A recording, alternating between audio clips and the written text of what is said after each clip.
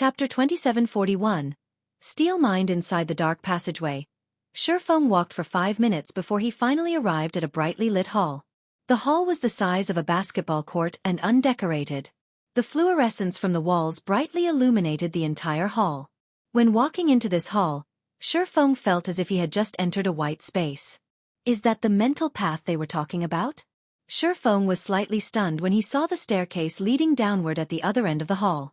The reason for his surprise was the niggling feeling of familiarity the staircase gave him. Yet he couldn't remember where he had seen it before. The staircase was made entirely of white, jade-like stones. It evoked a sense of sanctity and comfort that resembled the winter sun and the summer breeze. Moreover, this sensation grew increasingly stronger, the closer he got to the staircase. He even had the urge to dash toward it. The moment Xueqi set foot on the white staircase, an indescribable comfort spread throughout his body. For a moment, he felt as if he had been reborn. However, immediately afterward, he felt as if someone had just smashed a hammer straight into his brain. His thoughts became paralyzed momentarily, and he felt as if his soul was about to leave his body. He even staggered as he briefly lost control over his body. So, this is the mental path? After backing up into the hall, Xueqi stared at the white staircase in disbelief. The strength of its mental assaults is even more frightening than Light-Forged City's divine statues. No wonder the Green God Company set the age limit to below 20. If the divine will of Light-Forged City's divine statues were equated to a storm that attacked one's whole body, then the white staircase's mental assault was a hammer that struck accurately and ruthlessly at the deepest part of one's brain. The penetrative power of the white staircase's mental assault was far above that of the divine will. During the time Xueqi was marveling at the staircase's mental assault, the Green God Company's newcomers had entered the hall one after another. That person is still here as expected. Of course. Does he think the mental path is so easy to traverse? If it were that easy, there wouldn't only be 3 to 5 people gaining identification in the upper zone every year, but thousands instead. I wonder how far I can get this time. When the newcomers saw Xueqi standing idly before the mental path, they didn't find his reaction surprising at all. When they first set foot on the white staircase, they too had been shocked by its power. Moreover, the staircase's mental assault truly hurt. It hurt so badly that they couldn't even scream. If possible, they wouldn't want to experience such a feeling a second time. However, someone among the new arrivals this time might actually make it through. A 19-year-old girl in white clothes said. Looking at the white staircase, she sighed ruefully and continued, "In comparison, this is my last chance. If I don't get through this time, I can only mingle in the city." "You're talking about that special enrollment, right?" A long-haired girl of similar age said as she looked at a 17-year-old boy with short hair nearby. How frustrating. The company recruited him just a few months ago, yet he can already participate in the assessment. The company's executives have a high opinion of him. It really makes you wonder if his head is made of stone. He actually shows no reaction to the mental assaults. Who else?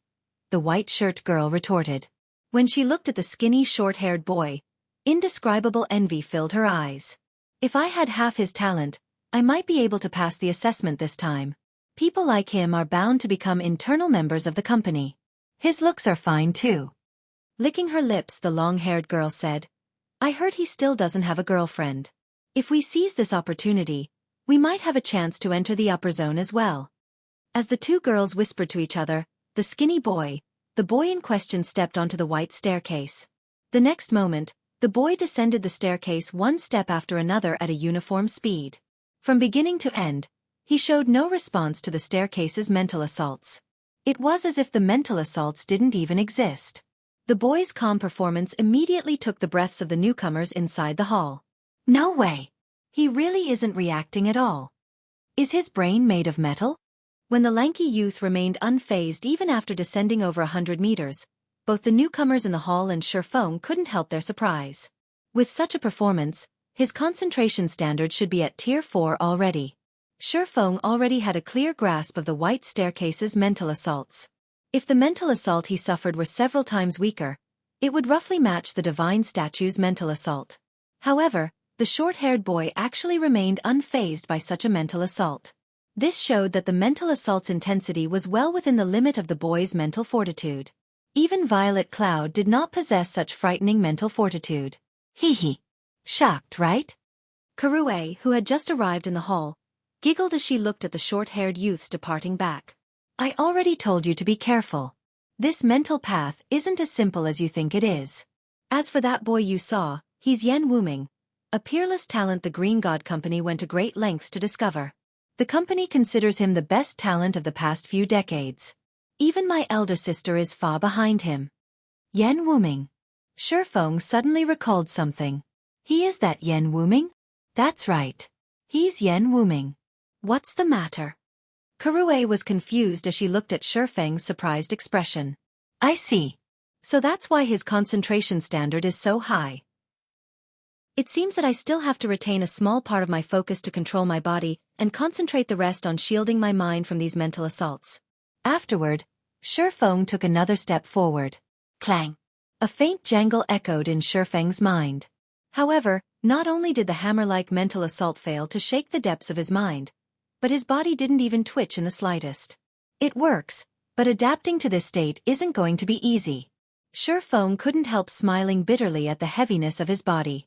This was his first time using only a small amount of mental power to control his body. Right now, he felt as if he was hovering between consciousness and unconsciousness. His body also felt incredibly ponderous.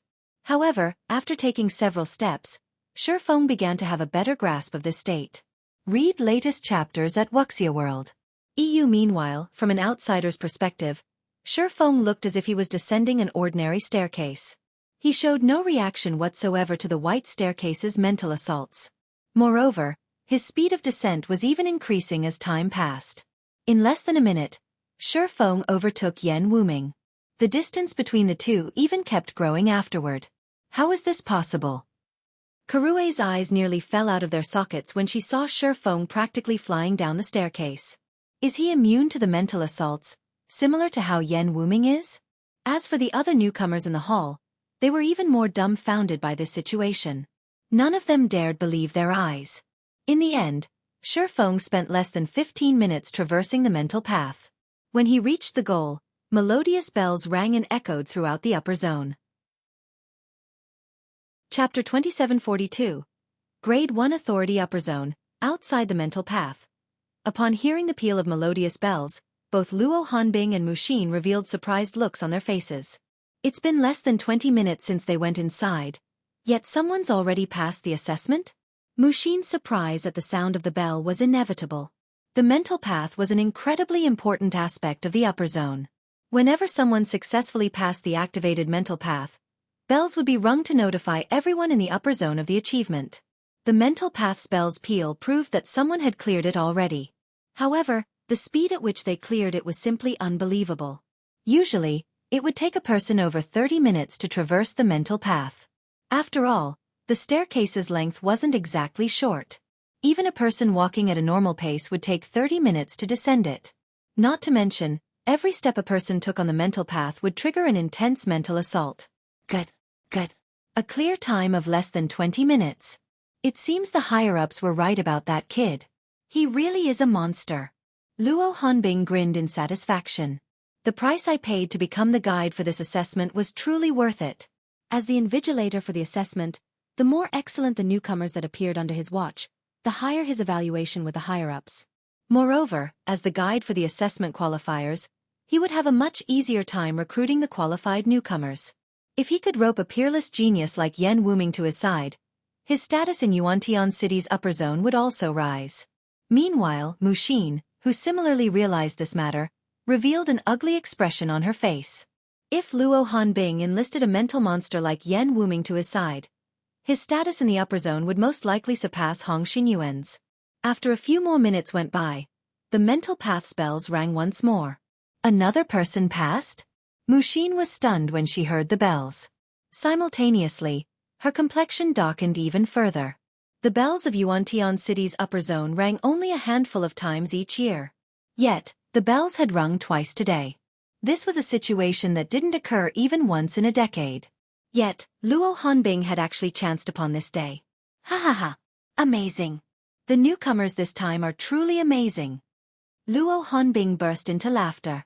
He then glanced at Mushin and said, Mushin, you're one of the famous geniuses in Yuantian City's upper zone. You won't have a future if you keep following old Hong. How about you join me? You might even raise your mental strength by a rank in the next 1 or 2 years if you join me. At that time, your authority in the upper zone will also be elevated to grade 1. Thank you for your offer, Supervisor Luo, but I'm doing very well following Uncle Hong. I believe it won't be long before I raise my authority to grade 1. Muxin rejected Luo Hanbing's offer without hesitation. Luo Hanbing was not at all surprised by Muxin's refusal. He said nonchalantly, "Once behind, always behind. I hope you don't regret your decision today." What the upper zone prioritized the most was a person's mental strength. In fact, mental strength determined a person's status in the upper zone. The stronger one's mental strength, the greater the authority one would enjoy in the upper zone. Hence the more the resources one could obtain. However, developing one's mental state was incredibly difficult. Moreover, the older one became, the slower one's growth would be. Take Muxin, for example. She had cleared the mental path at the age of 15. Back then, she was judged to possess advanced mental strength. However, as she wasn't an internal member of the Green God Company, she was only granted grade 2 authority, which was 1 level lower than that of internal members with the same mental strength standard. Back then, the other individuals unaffiliated with the Green God Company who had passed the mental path had been granted only grade 3 authority. Unfortunately, even after so many years, Muxin's mental strength had not improved by much. As a result, she remained at grade 2 authority even today. However, if Muxin could improve herself and reach grade 1 authority, her status in the upper zone would undergo a qualitative transformation. Fewer than 200 people held grade 1 authority in Yuantian City's upper zone. Even Luo Hanbing, a supervisor in the upper zone, only held advanced rank authority, 1 rank higher than grade 1 authority. After that exchange, Luo Hanbing stopped speaking to Muxin. In Luo Hanbing's opinion, Muxin was basically deadwood. With Hong Xinyuan's meager resources, let alone raising Muxin's mental strength standard, even helping Kurue, Muxin's little sister, to the grade 2 standard would be challenging. Following which time passed quickly. Why haven't they returned yet? Did something happen to Kurue? Muxin looked at the time nervously. While Kurue wasn't immune to the mental path's effects, with her past experiences, she shouldn't have any problem dealing with the mental assaults anymore. The pain inflicted by the mental assaults should be well within her range of tolerance. It's been almost an hour now, yet they still haven't come out. They must have met with an accident, Luo Hanbing said as he glanced at his watch. Sneering, he continued, "I warned him that he'd get hospitalized if he wasn't careful. Youngsters nowadays really don't know how to listen to advice. It's a pity, but they'll have to stay in there for a few hours." Did something really happen? Muxin's complexion turned pallid. The mental path's activation and deactivation processes were very tedious. Even someone with special privileges would need 2 or 3 hours to power it down. At some point, she had even begun losing hope of further progress. Damn it! How could this be? Luo Hanbing's face turned ashen when he saw the results. He had inadvertently offended a monster. Moreover, Shifeng evidently had deep ties with Hong Xinyuan. Meanwhile, inside the mental path's innermost section, Shifeng and the others were riding a platform descending deep into the ground. The gravity here is getting stronger? Shifeng discovered that as he got deeper into the tunnel, the gravity his body experienced intensified. In less than 10 minutes riding the platform, the gravity he experienced had already doubled. After the moving platform exited the tunnel, Shifeng was immediately dumbfounded. However, his surprise wasn't just because the gravity here was 3 times stronger than that of the outside world. Instead, it was because there was actually a levitating mountain beyond the tunnel. This mountain's radius exceeded 10 kilometers, and there were several levitating escalators leading up to this mountain. Read latest chapters at Wuxia World. Many tall buildings stood on this levitating mountain. Clouds and mist shrouded its peak, preventing anyone from catching a clear glimpse of it. Overall, the mountain looked like a paradise on Earth. Well, stunned, right? The shocked expression on Shifeng's face delighted Kurue. Anyone visiting the upper zone for the first time would never think that the upper zone would be underground, much less there being such an unimaginably huge space deep underground. Indeed, it is incredible, Shifeng admitted. He had never heard of or seen such a unique space before. It was no wonder those who knew of the upper zone specifics would be so desperate to live here. Just breathing the air here gave him a refreshing feeling. If he could reside here long-term, achieving longevity indeed wouldn't be a dream. When Xueqi saw that the moving platform had stopped at the foot of the mountain, she promptly opened the platform's gate and stepped off the platform. However, when she saw that Xuefeng remained standing idly on the platform, she urged him excitedly, "Quick! You have grade 1 authority now. Let's go to the registration office and take a look. There might be some good rewards waiting for you." Chapter 2743. Astonishing Upper Zone. Xuefeng was curious about the Upper Zone. Hence, he did not hesitate to respond to Xueqi's urging. However, just as he was about to step off the platform, a voice came from behind him. "Wait a minute." The owner of this voice was none other than the short-haired youth, Yan Wuming. "What do you want?" Xuefeng asked, puzzled.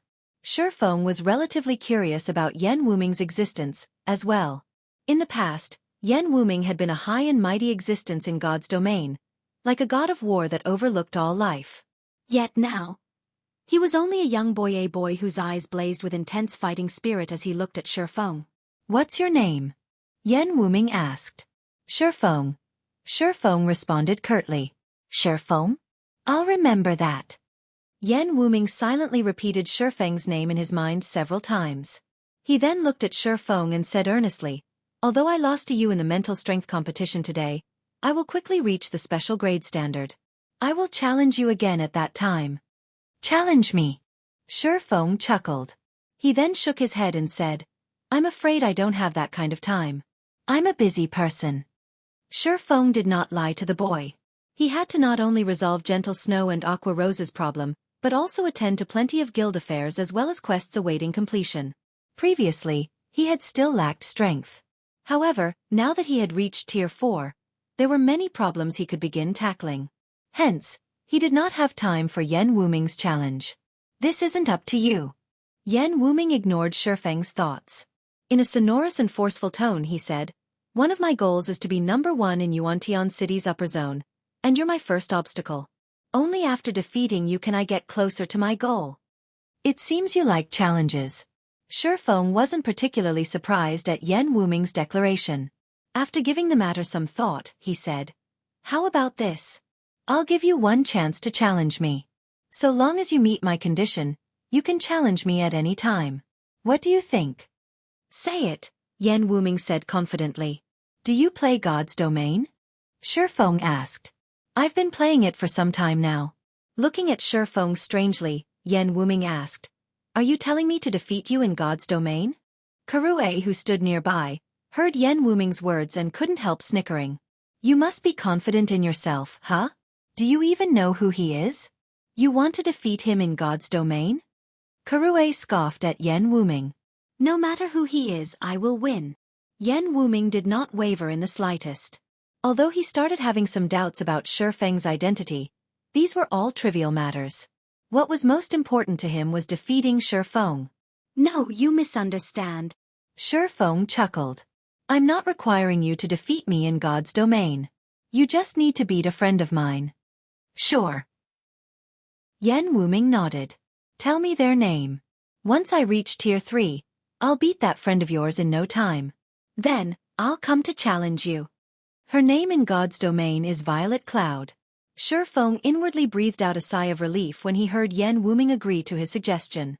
"You can head to Silverwing City to look for her. So long as you defeat her, I'll accept your challenge."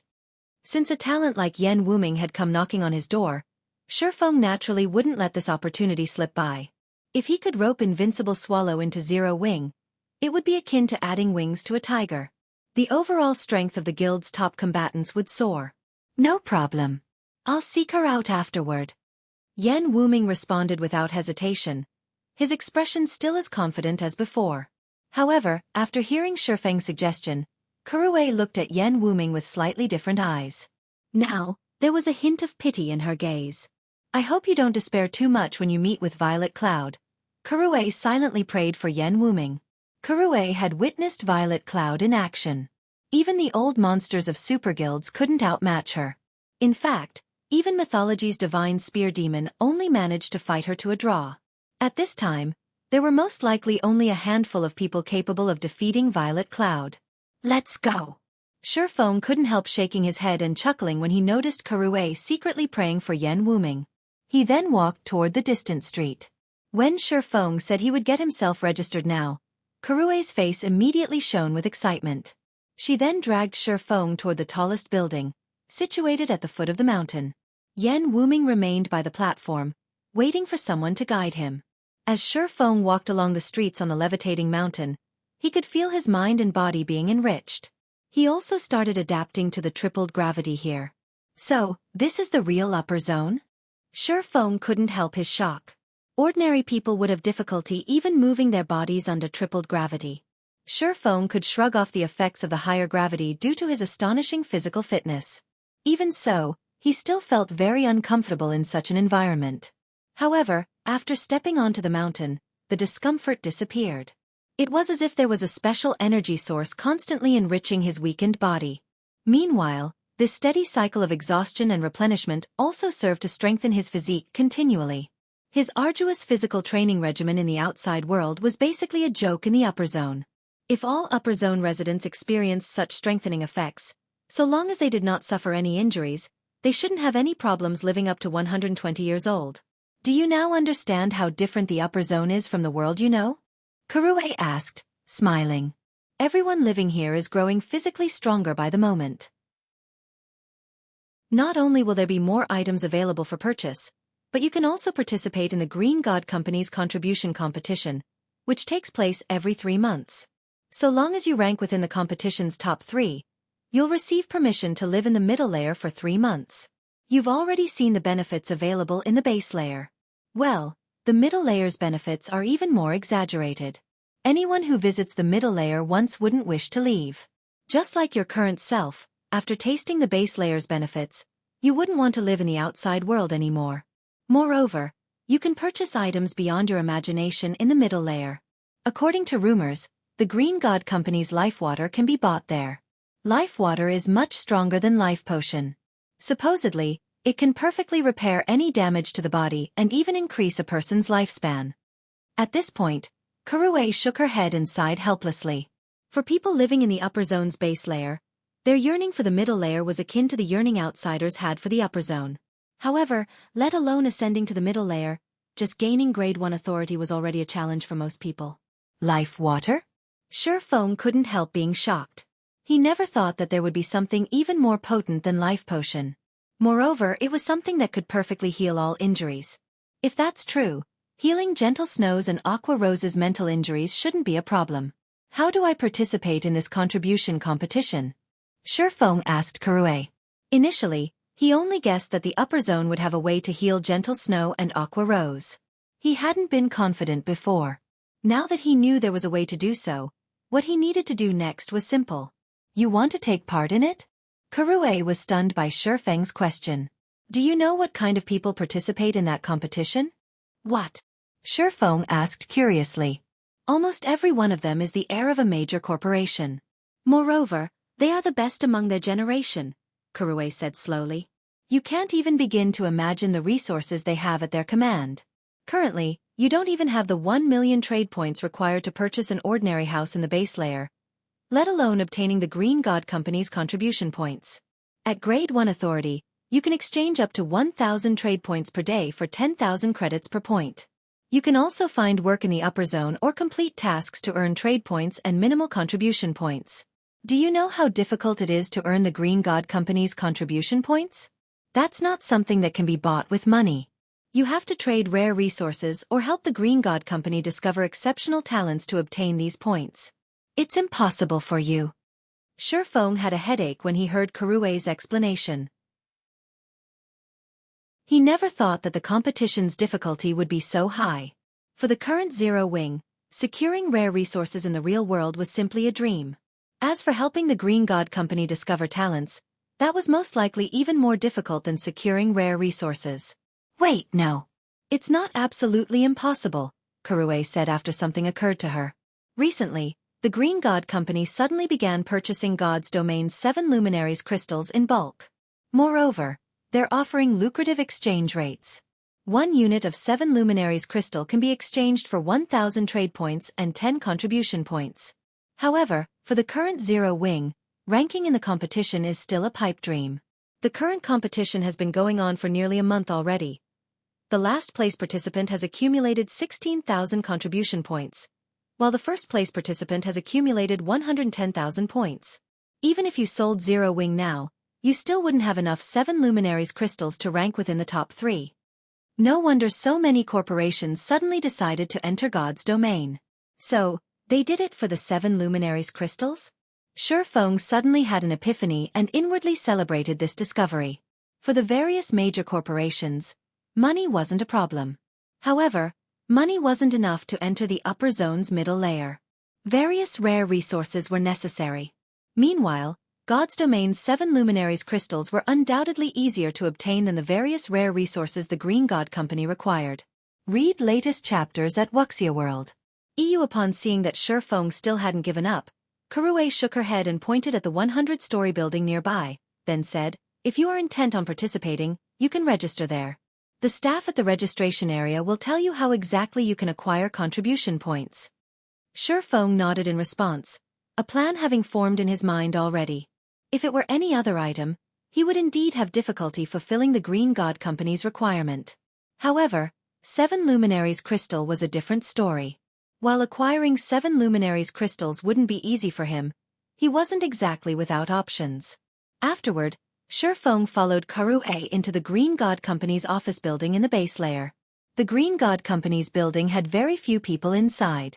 Even after arriving in the second-floor registration area, Xuefeng had come across only 2 other people. One of them was a 26-year-old beauty, while the other was Hong Xinyuan. From the humble way Hong Xinyuan was conversing with the woman, it was evident she held a higher position than Hong Xinyuan. Hong Xinyuan's eyes even carried a hint of respect as he looked at her. "Kurue, you're finally here."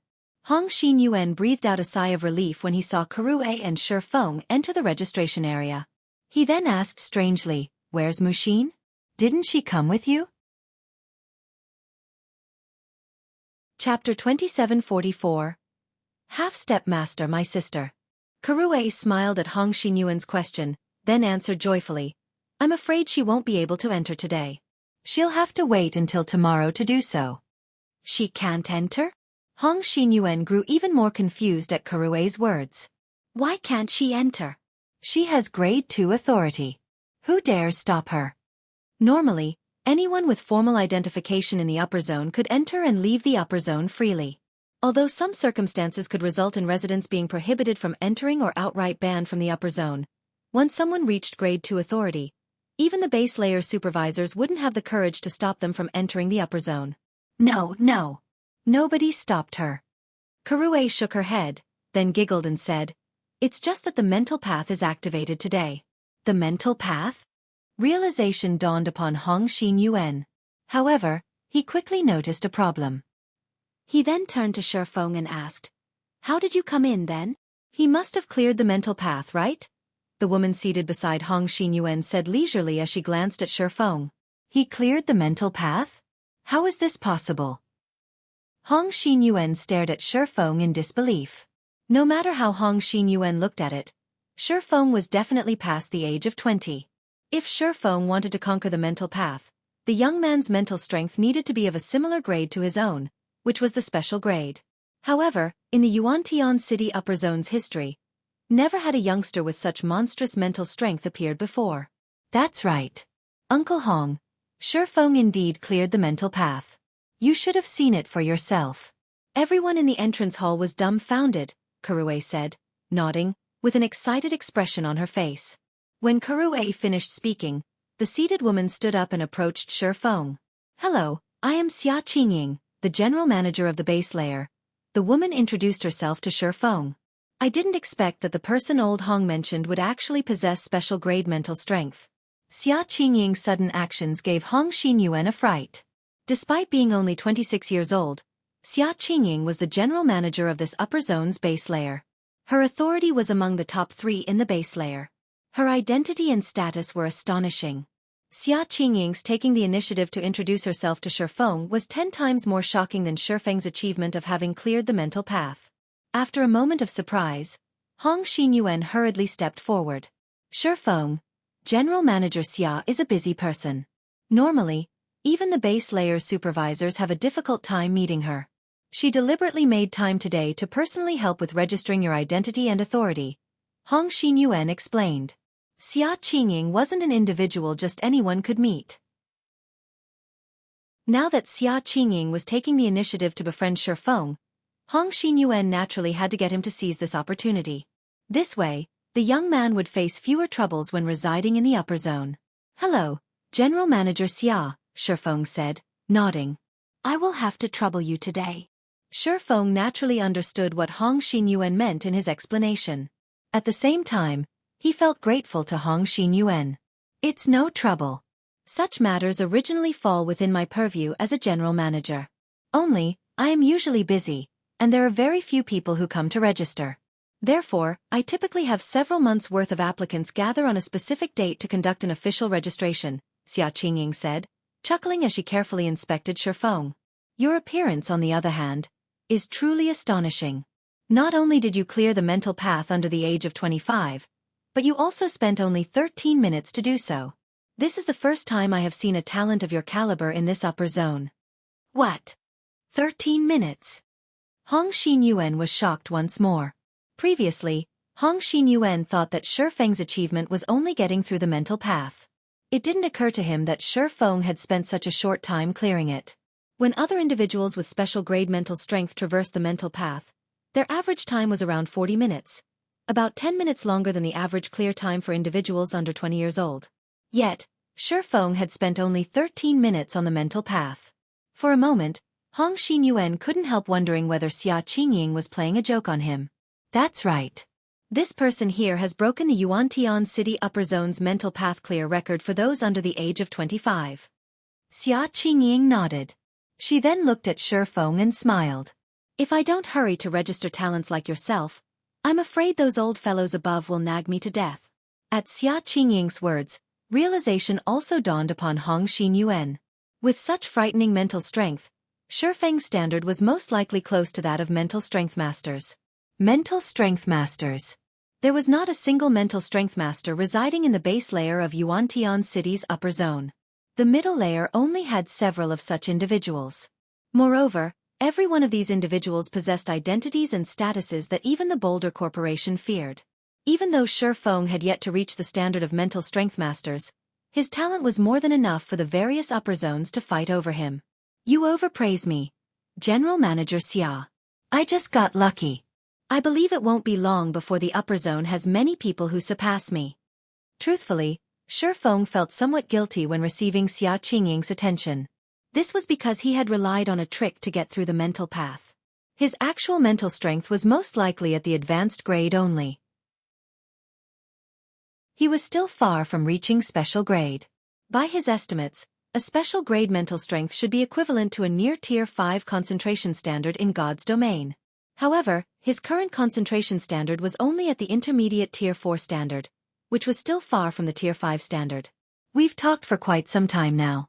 We should get on with official business, Xia Qingying said, changing the topic after seeing Shifeng at a loss in this situation. Smiling, she continued. The formal registration for identification is simple. I only need to scan you with a device, and you'll become an official member of Yuantian City's upper zone. The troublesome part is deciding what rewards should be given to you. Aren't the rewards for clearing the mental path fixed? Shifeng asked curiously. Previously, he heard from Karue that anyone who successfully cleared the mental path would receive 10,000 trade points and 1 life potion from the Green God Company. The life potion aside, just the trade points awarded were already significant. In the upper zone, trade points were as important as credits in the outside world because all transactions within the upper zone were conducted using the Green God Company's trade points. Moreover, depending on one's authority level, the number of trade points one could exchange for would differ. People without authority could exchange for only 100 trade points per day, while Grade 3 authority could exchange for 200 points, Grade 2 for 500 points, and Grade 1 for 1,000 points.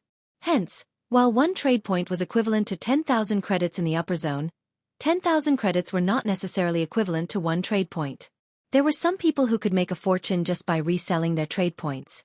However, those who would actually do this were generally crazy, and the various corporations operating in the upper zone were more than happy to see such fools. After all, A standard meal prepared by the Green God Company already cost 30 trade points. People without authority could have only 3 standard meals per day. That was equivalent to 300,000 credits per meal. Just hearing about this made Xueqi think that the upper zone was really a different world from the world he lived in. Although his physique had improved significantly and he now required higher quality food to support his body, 300,000 credits could still buy him several months' worth of food. However, in the upper zone, he could only get 1 meal for such a sum. Meanwhile, this was only board. There were also many training facilities in the base layer for rapidly improving physical fitness and even facilities that helped improve mental strength. All these facilities cost trade points to use. Basic training facilities cost 20 points per hour, while advanced training facilities cost 50 points per hour. It was no exaggeration to say that only people with grade 2 authority or higher could satisfy their daily needs in the upper zone. Of course, so long as one had sufficient authority, one could also accept work from the Green God Company to earn some points and maintain their daily lifestyle in the upper zone. Take Xueqi, for example. With 0 wings fortune, he was basically a pauper who couldn't afford even ordinary housing. Hence, 10,000 trade points was a huge fortune to him. It's fixed, but that reward is only meant for those under the age of 20, Xueqi said, nodding. There is no fixed reward for people who clear the mental path above the age of 20 and under the age of 25. Not to mention, you managed to break the under 25's clear record. Can I ask for life water then? Xueqi couldn't help asking. Life water. Xueqi smiled all of a sudden. Do you know that life water is incredibly precious even in the Green God Company? Even if you become a mental strength master at your age, obtaining a bottle of life water wouldn't be easy.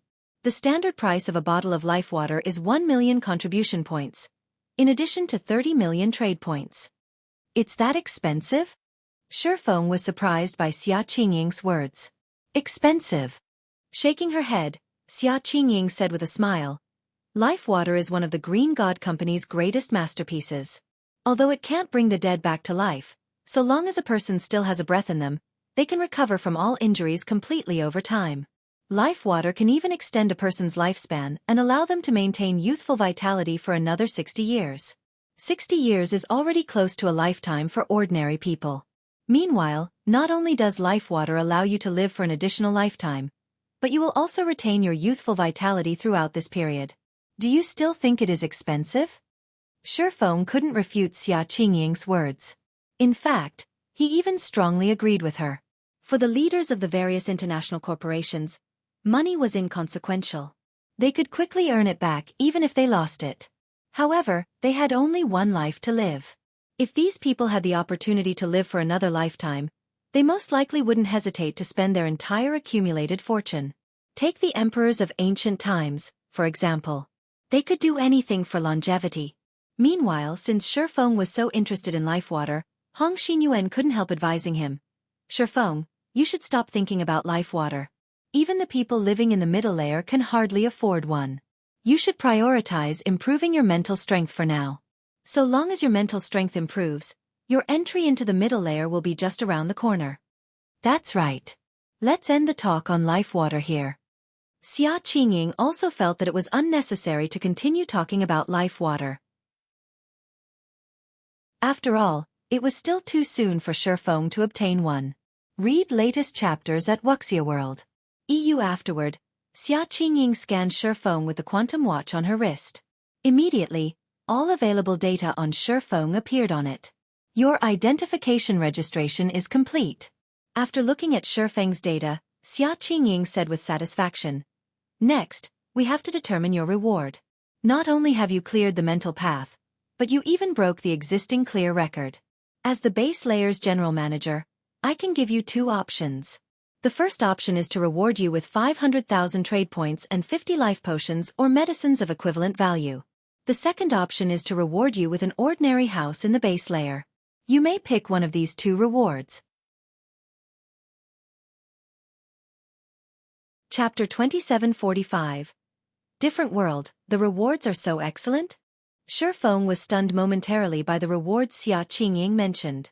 He couldn't believe that just by clearing the mental path above the age of 20, he would get 50 times the reward of everyone else. They're not particularly excellent. However, They're the best rewards I can give you within my authority.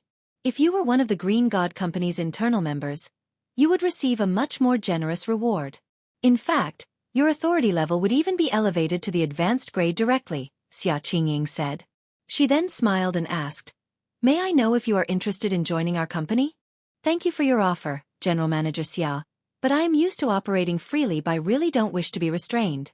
Joining the Green God Company might be the dream of many people, but he knew that the Green God Company had many restrictions. This was also the reason Mushin and Kurue did not join the company but retained their connection with the Boulder Corporation instead. What a pity, Xia Qingying sighed when she heard Shifeng's answer. If a talent like Shifeng joined the Green God Company, he would have climbed to a position not lower than hers in the upper zone. After all, mental strength masters were incredibly valuable to the upper zone. The Green God Company paid astronomical prices to cultivate mental strength masters. However, even now, the company hadn't managed to cultivate many. "Shifeng, this is a good opportunity for you. If you get 50 bottles of phantom potions, which is of equivalent value to life potions, you might be able to elevate your mental strength to the next level," Kurue said, her eyes glowing with excitement when she heard Xia Qingying's offer. Although life potion was something that could be exchanged and each bottle cost only 5,000 points, there was a limit on the number of bottles a person could exchange. People without authority could exchange for only 1 bottle per year, while Grade 3 authority could exchange for 2 bottles per year, and Grade 2 authority for 5 bottles per year. If one wanted to purchase more, they would have to buy them at a much more exorbitant price from other people. Meanwhile, the Phantom Potion was an incredibly magical drug the Green God Company developed that could sharpen and improve one's mental strength. Anyone with ambition in the upper zone would try to exchange for it. 50 bottles of Phantom Potions. She had never even seen so many Phantom Potions in her life before. With that many Phantom Potions, she could definitely achieve a breakthrough within a year and elevate her authority to Grade 2. General Manager Xia, does the Green God Company have any medicine that can heal mental damage? Shifeng asked as he looked at Xia Qingying. Currently, life water was definitely out of his reach. Hence, he could only seek inferior alternatives to stabilize Gentle Snow's and Aqua Rose's mental states temporarily for now. "We do, but these medicines are much more valuable than life potion," Xia Qingying answered as she looked at Shifeng strangely. She couldn't understand why Shifeng would want something like this. However, she still explained, "Out of all the injuries out there, mental trauma is the most difficult to treat. If you wish to purchase such medicine, you can only do so after entering the middle layer. However, you are not qualified to enter the middle layer yet." "I can buy them only in the middle layer?" Shifeng frowned. He then said, "General Manager Xia, I've decided. I will take the ordinary house." When Hong Xinyuan heard Shifeng's decision, he couldn't help looking at the young man in surprise. Hurriedly, he dissuaded Shifeng, "You're crazy. It's not easy to get 50 bottles of Phantom Potion. Even with your Grade 1 authority, you'd need 5 years to redeem that many. The Green God Company has a completely different evaluation for those who reach advanced grade authority before and after the age of 25.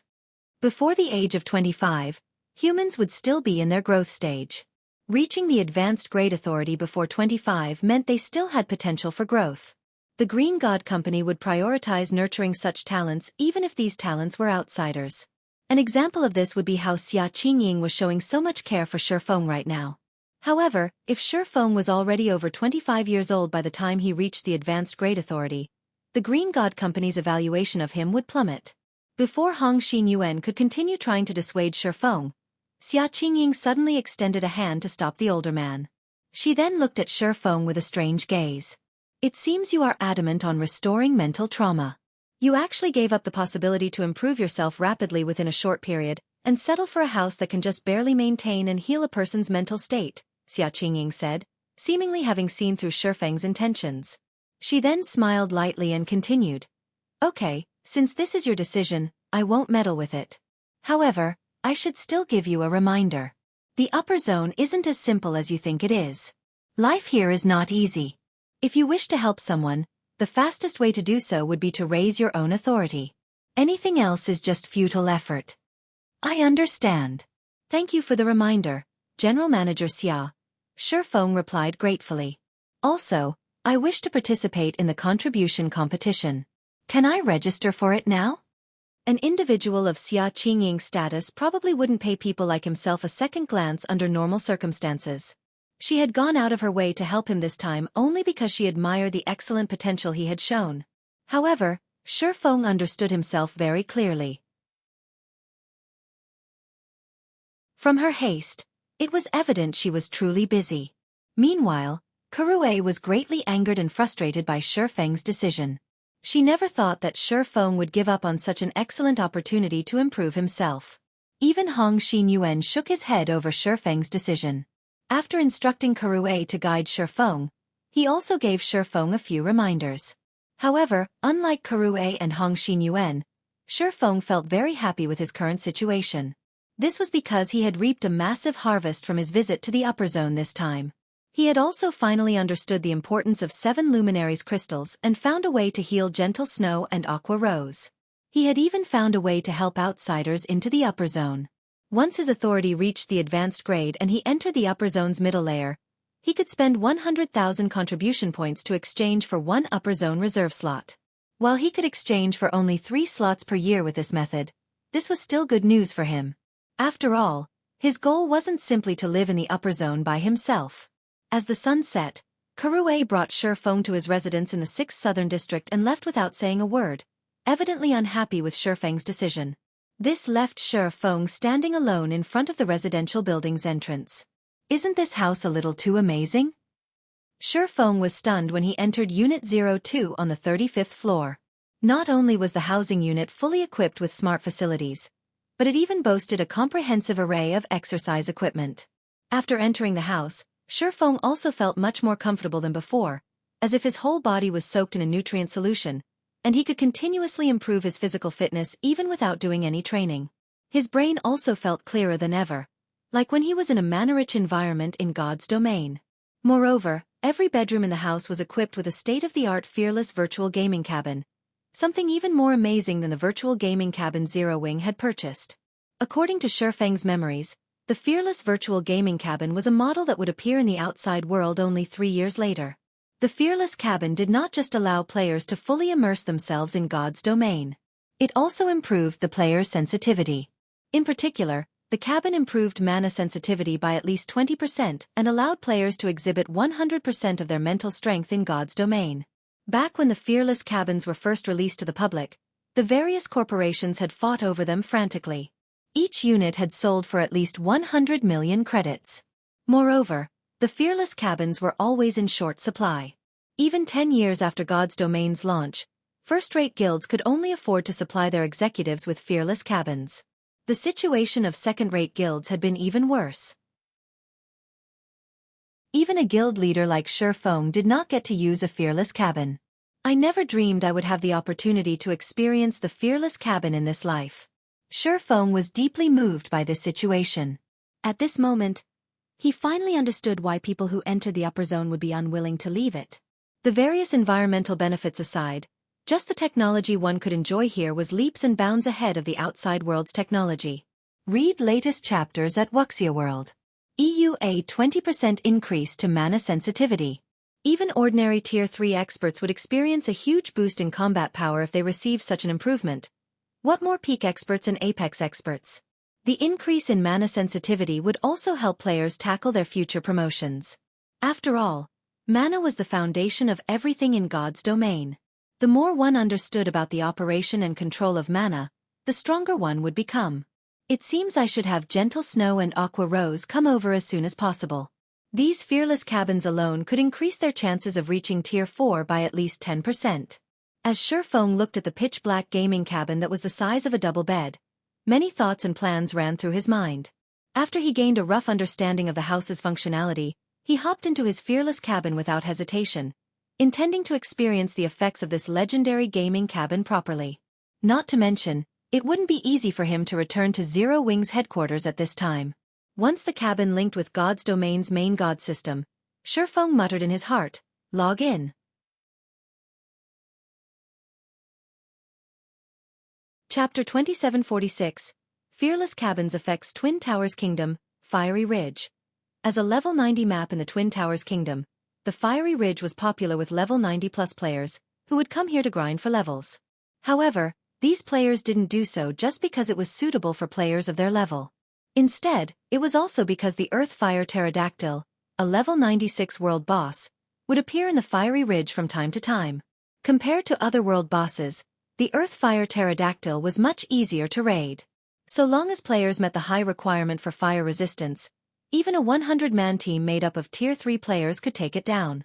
Hence, while grinding for levels in the Fiery Ridge, the various large guilds' newcomers would also check whether the Earth-Fire Pterodactyl had respawned.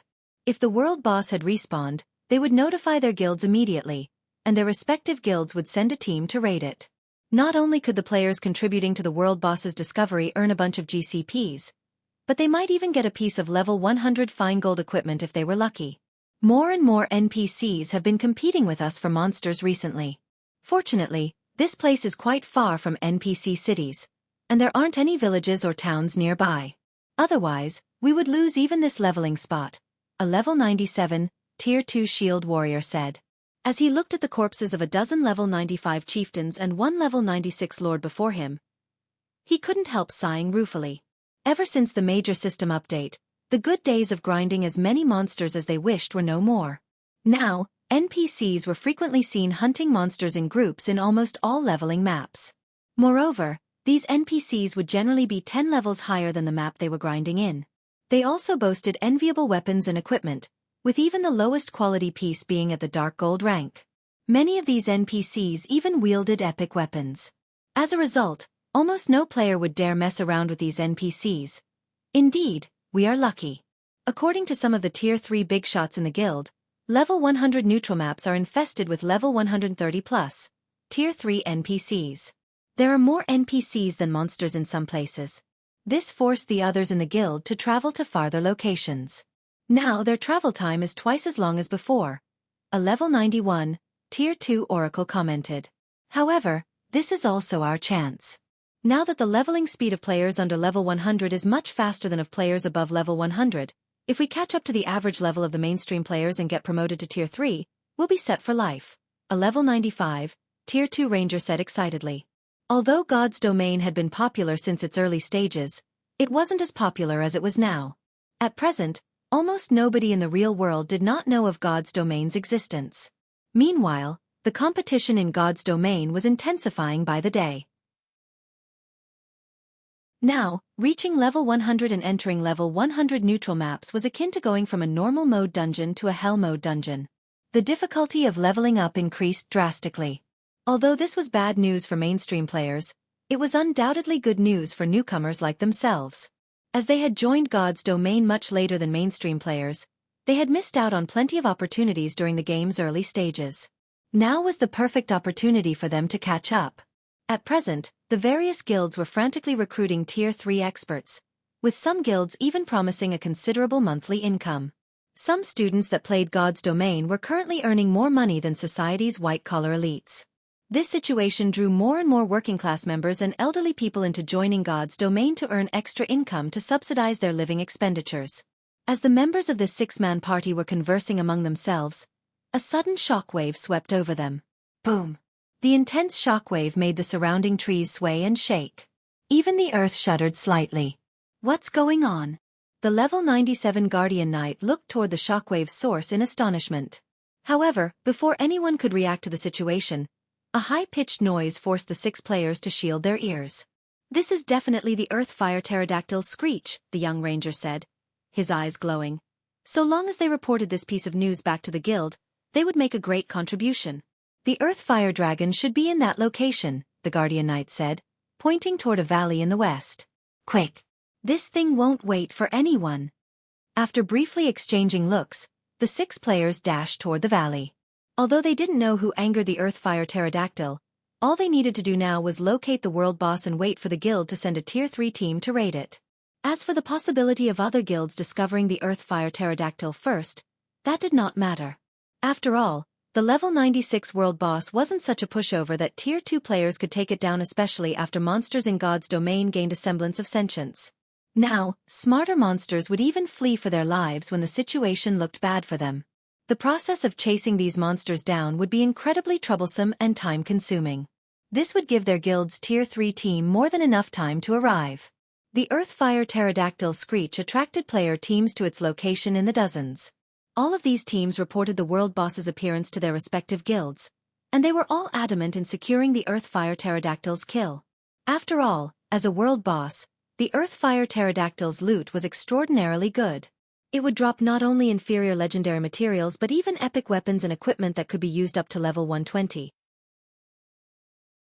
If one were lucky, one could even get fragmented legendary items. Less than a minute after these dozens of teams began running, they arrived before the valley where the pterodactyl was. However, when these teams saw the Earth-Fire Pterodactyl, they gasped involuntarily. The world boss before them right now was completely different from the Earth-Fire Pterodactyls they had seen before. Why is this Earth-Fire Pterodactyl so big? Why does it have 9 HP bars? A 50-meter-tall pterodactyl was hovering inside the valley. The pterodactyl's body burned with ethereal flames, and its flapping wings generated powerful gales that shredded the surrounding terrain. Just its roar was enough to send players stumbling backward. It had transformed the environment into a scorching field that could burn players with fire resistance below 400 points to a crisp instantly. Earth-Fire Pterodactyl, World Boss. Mythic, Realm Lord. Level 99 HP 3,300,000,000. The players that arrived before the valley fell into fear and despair when they saw the Earth-Fire Pterodactyl's massive frame. After all, the world boss had flattened the terrain with just a flap of its wings. At this moment, they would most likely turn into ashes just by approaching the Earth-Fire Pterodactyl, let alone fighting it. In fact, they even doubted that the Tier 3 players of their respective guilds could go up against this behemoth before them. Wait! It's injured! A level 97, Tier 2 Ranger exclaimed after carefully inspecting the Earth-Fire Pterodactyl. At this Tier 2 Ranger's shout, everyone noticed the many bone-deep wounds on the world boss's body. They realized that the world boss had less than half of its HP remaining. While everyone was shocked by the Earth-Fire Pterodactyl's injuries, a figure suddenly descended toward the world boss from the sky. Not only did this figure send a sword light cutting at the Earth-Fire Pterodactyl's wing, but the sword light even cleaved the ground, opening a 150-yard-long fissure. Immediately afterward, a mind-blowing number appeared above the world boss's head. -5,157,624. Over 5 million damage in one attack. Is he an NPC? No. Although we can't see his information, that person has a player icon above his head. He should be a player. How is this possible? How can a player be so strong? Is he trying to solo the Earth-Fire Pterodactyl? The players present couldn't help gaping when they saw the results of the slash, their minds refusing to believe their eyes.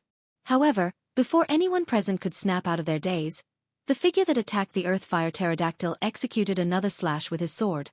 Immediately, a phantom great sword manifested in the air and sliced down on the world boss's wing. Slash! The next moment, the Earth-Fire Pterodactyl let loose a heaven-shaking shriek as one of its 30-meter-long wings fell to the ground. Golden blood then poured out of the world boss's wound, splashing all over the ground and creating a sea of flames. -31,544,734. The next moment, the Earth-Fire Pterodactyl's HP fell by a visible chunk. Is he even human? He dealt over 30 million damage in one attack. He can't be human. Monster. That person must be a humanoid monster. Everyone present fell into a daze once more when they saw the damage from the unknown person's second attack. Some players even pinched their own faces, thinking that everything in front of them was just an illusion. However, the unknown assailant in the air was not at all surprised at the power of his attack. Sure enough, it's easier to manipulate mana. The burden of using light shadow is even much less. As expected of the fearless cabin. It's no wonder all those superpowers had so many more Tier 4 experts than first and second-rate guilds. Xueqi sighed ruefully as he looked at the dense mana condensed around the abyssal blade. Although the fearless cabin did not improve his basic attributes, it still increased his overall combat power by at least 20%. The refinement in his control over combat techniques and mana techniques was especially notable. With his ability to use 100% of his mental strength, the power of these techniques had risen to a whole new level. More and more people are gathering. It's about time I finished it and left this place. After glancing at the Earth-Fire Pterodactyl, which could no longer fly, Xueqi immediately flew toward the world boss. Upon seeing him, the Earth-Fire Pterodactyl let loose an angry roar and used its strongest move, the Tier 4 skill Earth-Fire Rupture. The next moment, flaming rocks up to 40 meters in diameter went smashing towards Xueqi one after another. Even space itself shattered from the power within the flaming rocks. A meaningless resistance. Xueqi pointed the abyssal blade at the oncoming flaming rocks. Tier 4 Legacy Skill. Blade Domain. Immediately, magic swords appeared around Xueqi one after another. The swords then turned into streaks of light as they shot at the oncoming rocks. Boom, boom, boom. Read latest chapters at Wuxia World. EUA shattered space formed above the battlefield. Before the spectating players could return to their senses, the magic swords had already shattered all of the flaming rocks the Earth-Fire Pterodactyl summoned. Afterward, more magic swords formed around Xueqi and subsequently shot at the world boss itself. -21,346,544 to 43,671,216. Damages exceeding 20 million appeared above the Earth-Fire Pterodactyl's head one after another. No matter how much the world boss struggled, even to the point of turning the surroundings into a sea of flames and void, its HP still decreased rapidly. Less than a minute later, the Earth-Fire Pterodactyl let out one last agonized screech before collapsing into the sea of flames. From start to end, the world boss had not inflicted a single point of damage on Xueqi at all.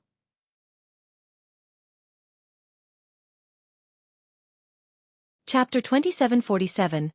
Crazed Eastern Continent. The Earth-Fire Pterodactyl collapsed to the ground and shook the entire valley. However, despite witnessing the world boss's death, none of the spectating players charged forward to try to steal some of its loot. Silence enveloped the valley, a silence so overwhelming that it felt as if time had stopped inside the valley. When the various spectating players looked at the cloaked man wielding the runic black sword, fear and awe filled their eyes. It was as if they had just seen a god. Is he really a player? Such thoughts surfaced in the spectating players' minds as they looked at Xueqi hovering in midair. Xueqi had killed a level 99 mythic ranked world boss. Just like that. Rather than a world boss, it looked more like some elite monster he found by the roadside, one that was utterly incapable of putting up any resistance. Who is he? There's no way a player can be this strong. That's a level 99 world boss we're talking about. Even a 100-man, Tier 3 team wouldn't necessarily be able to take it down. He must be an NPC in disguise. When looking at Xueqi's hovering figure, some players even hugged their heads and began laughing maniacally. They simply couldn't bring themselves to believe that such a massive gap between players could exist.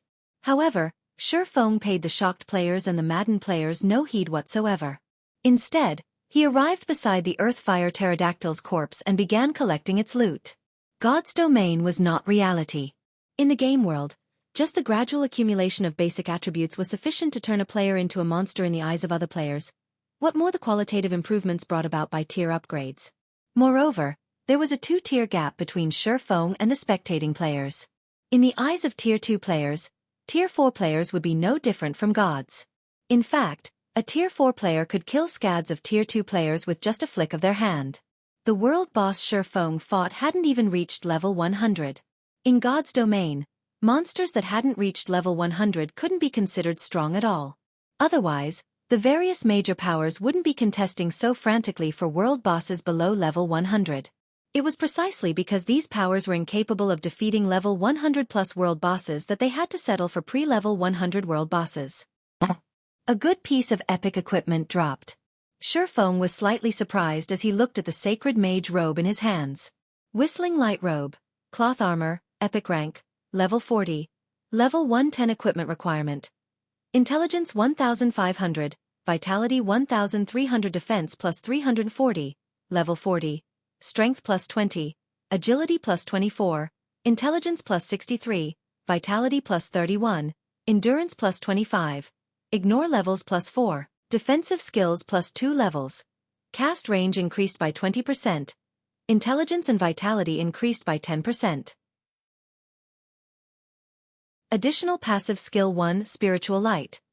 When the user's concentration falls below 50%, mana consumption is reduced by 30%, and casting speed increases by 30%. Additional passive skill 2, Mana Armor. Automatically absorbs mana in a 100-yard radius to protect the user. Improves mana perception by 20%, increases magic resistance by 20%, and improves spell effects by 20%. 2-piece set effect. The upper level limit of all Whistling Light set pieces is increased to level 150. 4-piece set effect. All attributes are increased by 20%, and the effect of all spells is increased by 20%. 6-piece set effect. Gain the protection of light, improving physique by 30% and mana affinity by 20%. Gain the mana heart skill. When activated, forcibly elevates the strength of the user's mana by 1 tier for 1 minute. The skill has a 1-hour cooldown. The Whistling Light set had 7 pieces in total. It could be considered top tier even among epic set equipment. So long as a magical class player had 2 set pieces, they could use the set until they reached level 150. If Tier 4 Great Wizard managed to gather 6 pieces of the set, they would become a devastating existence. It wouldn't be an exaggeration to say that the Whistling Light set was one of the best set equipment for magical class players under Tier 5. However, only world bosses under level 150 dropped the Whistling Light set. The drop rate was also random. Hence, collecting a full set would be incredibly difficult. I can get Fire and the others to raid world bosses under level 120 more frequently. If we can gather a full set, be it Violet or Aqua who uses the set, neither will have to replace their equipment before reaching Tier 5. When Xueqi looked at the Whistling Light robe, he felt the need to collect the full Whistling Light set. If Violet Cloud or Aqua Rose equipped the full set before reaching Tier 5, they would become nigh invincible against Tier 4 opponents. Xueqi stored the Whistling Light robe and collected the remaining items the Earthfire Pterodactyl dropped. Besides the Whistling Light robe, the level 99 world boss had dropped a dozen pieces of level 100 dark gold and fine gold weapons and equipment, a large amount of materials, magic crystals, potion recipes, etc. After putting all these items in his bag space, he promptly flew away from the valley. When the various major powers members saw Xueqi leaving, they sighed in relief. With that long sword and that frightening destructive power, he should be Black Flame, right? I tagged along with my guild executives to watch the reserve seat competition. That guy indeed looks a lot like Black Flame. They must be the same person. Black Flame is also the only known Tier 4 player in the game right now, and only Tier 4 classes could possibly display such scary strength. So, he's the Sword King? Isn't he a little too amazing? After Xueqi's figure was out of sight, some of the spectating players guessed Xueqi's identity. And in no time at all, everyone present began talking about him, their discussions becoming especially heated when the topic touched on Tier 4 classes. When the players present recalled the scene of Xueqi chopping off one of the Earthfire Pterodactyl's wings, they couldn't help yearning to reach Tier 4. Previously, no one had a clear concept of Tier 4 classes. Even the players who had spectated the reserve seat competition at the War God's Temple did not find Tier 4 classes to be particularly amazing. At most, Tier 4 existences were invincible among Tier 3 players. But now, everyone was truly shocked by the strength of Tier 4 classes. A Tier 4 player had actually single-handedly defeated a mythic-ranked world boss. How could anyone not yearn for such strength? Very quickly, news of Xueqi slaying the Earthfire Pterodactyl spread across God's domain. After the various major powers executives watched Xueqi's battle video, they gained a newfound appreciation of Tier 4 classes. Simultaneously, their eyes burned with a passionate flame as the ambition they had lost due to the NPC's upsurgence returned. Tier 4. Mobilize all available manpower in the guild to find out how Zero Wing managed to complete the Tier 4 promotion quest. The era of Tier 3 classes is over. From now on, we have only one goal, and that is Tier 4. So long as we can secure ourselves a Tier 4 player, we'll be unstoppable. For a time, the various powers searched frantically for information relating to Tier 4 legacies, going as far as trying to plant spies in Zero Wing. Some superpowers even directly contacted Zero Wing's executives and offered to pay astronomical prices for all information regarding Tier 4 classes. Simultaneously, a wave of discussions spread through the various kingdoms and empires' forums. Just the video of Xueqi's fight against the Earthfire Pterodactyl alone had garnered over 1 billion views already. Everyone on the forums discussed what exactly Tier 4 classes were, what the upper limit of these classes' combat power was, and whether a Tier 4 player could solo a mythic monster of the same level. The topic of Tier 4 swept across the entire eastern continent, setting off a craze. Meanwhile, after Xueqi left the fiery ridge, Message prompts and call requests immediately inundated his communication interface. At a glance, he noticed that the message prompts had already reached the upper limit of 9,999. He had also received several hundred call requests. Moreover, this was with his interface set to automatically reject communication from non-friends. Without this block in place, his communication interface would probably have blown up. Guild leader, you really caused a huge mess this time. When Yulan finally managed to get through to Xueqi, she didn't know whether to laugh or cry. The entire world is now looking for Tier 4 legacy lands. Zero Wing has also become the target of all the powers. Everyone is trying to get information about Tier 4 legacy lands from us. Currently, all of Zero Wing's executives were being harassed by the various powers. Yulan herself had been contacted by over 20 superpowers, with every one of them offering to purchase information on the Tier 4 promotion quest at astronomical prices. If Zero Wing did not respond to these requests, it would be akin to offending all of these superpowers. At that time, Zero Wing would really be in danger of extermination. An accident. It really was an accident, Xueqi said apologetically. I didn't expect something like this to happen either. He had only thought to try out the Fearless Cabin's effects. He had not anticipated such a development. Not to mention, from a certain perspective, the Fearless Cabin's effects were truly astonishing. What should we do now? Yulan asked, frowning. If we refuse all of them, we'll make an enemy out of every superpower on the eastern continent. After giving the matter some thought, Xueqi said, how about this? Announce that Zero Wing is willing to sell information on the Tier 4 promotion quest. However, the price of the information is 5,000 units of 7 luminaries crystals. 5,000 units? Guild leader, isn't this a little? Yulan gaped at Xueqi's price. Read latest chapters at Wuxia World. EU. The price tag of 5,000 units of 7 luminaries crystal already went beyond gouging. Xueqi was basically asking the various superpowers to hand over their lives. A superpower could be considered wealthy if they even had 3,000 or 4,000 units of 7 luminaries crystal on hand. With many superpowers having participated in the recent reserve seat competition, they definitely would have much fewer 7 luminaries crystals available than before. Hence, the price of 5,000 units of 7 luminaries crystal would be beyond most superpowers right now. Just notify them, Xueqi instructed, having no intention whatsoever of compromising. I've already set my price.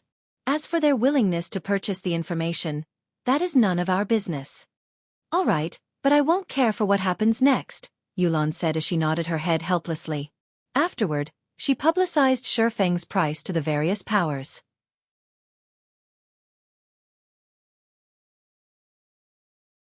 Chapter 2748. Better to die on your feet than live on your knees. Neutral map.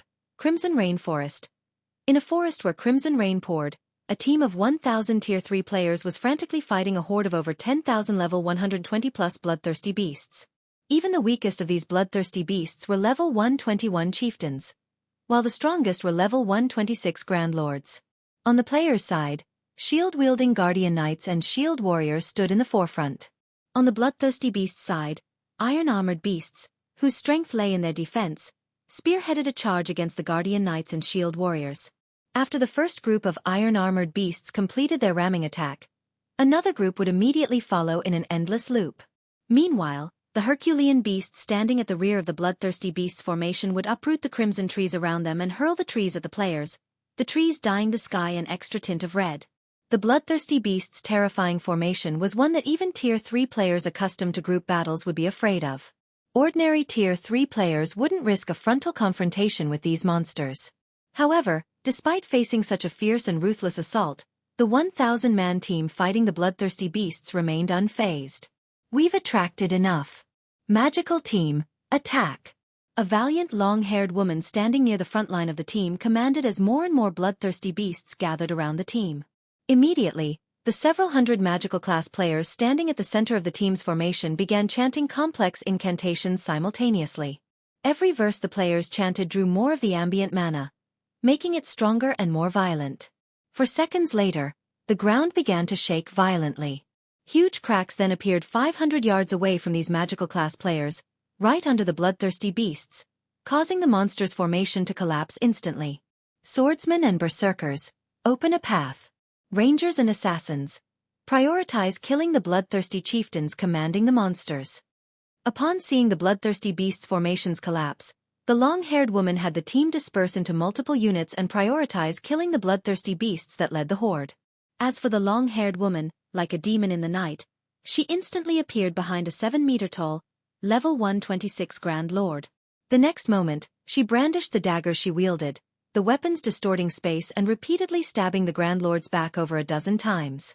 Every stab inflicted over -500,000 damage, the series of attacks instantly plundering nearly 8 million HP from the bloodthirsty chieftain. After the successful attack, darkness enveloped the long-haired woman's body. This cloak of darkness then expanded to envelop the Grand Lord entirely before rapidly recondensing in front of it. PSH. PSH. PSH. Blood suddenly spurted from the bloodthirsty chieftain's 4 limbs. Not only did its mobility get reduced significantly, but its HP was even falling at a rate of 700,000 per second. The 3 level 124 Great Lord ranked bloodthirsty guards nearby faced similar fates. Blood gushed out of their limbs, and their mobility plummeted as if their bodies had become frozen. After around 15 more minutes of battle, this bloodthirsty chieftain and 3 bloodthirsty guards collapsed to the ground, the life in their eyes vanishing. Meanwhile, the other bloodthirsty beasts on the battlefield were also mostly dead. The items they dropped were strewn all over the place. However, none of the combatants chose to pick up these items. Instead, they continued advancing deeper into the Crimson Rainforest in an orderly manner, leaving behind a few parties of assassins to clean up the battlefield. At this time, a level 119 female guardian knight approached the long-haired woman in command of the team. She then said quietly, "Vice Guild Leader, news just came from Zero Wing. They say they're willing to sell information on the Tier 4 promotion quest." "Oh, he's actually willing to sell the information?" Cold Shadow was surprised to hear White Feather's words. In her opinion, the information on the Tier 4 promotion quest was Xueqi's greatest trump card in God's domain. It was something he definitely would not sell to other people. "He is willing to sell, but the price he demands is incredibly high," White Feather said with an ugly expression, emphasizing the words incredibly high. "Incredibly high?" Chuckling, Cold Shadow asked, "How much does he want?" 5,000 units of 7 luminaries crystal. White Feather replied in a low tone. Xueqi obviously has no intention of selling that information. He's clearly just messing with us. 5,000 units? He really knows how to set a price, Cold Shadow said, smiling.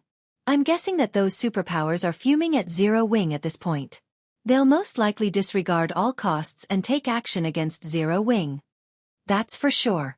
There's no way those superpowers can afford to pay 5,000 units of 7 luminaries crystal. If they want that information, their only option is to work together and declare war on Zero Wing, White Feather said, nodding. Xueqi was basically treating the various superpowers as fools by demanding such an exorbitant price. The various superpowers would be insane to go along with him. Fine. Go and notify Zero Wing that I'm buying it. Cold Shadow said, smiling. You're buying it? White Feather's eyes widened immediately as she stared at Cold Shadow in disbelief. Vice Guild Leader, that's 5,000 units of 7 luminaries crystals we're talking about. While mythology could indeed disperse 5,000 units of 7 luminaries crystals, it would still suffer from the loss. Not to mention, the guild's higher-ups kept reiterating that the 7 luminaries crystal was the guild's most important resource and must not be used randomly. That's right. I'm buying it. Cold Shadow nodded.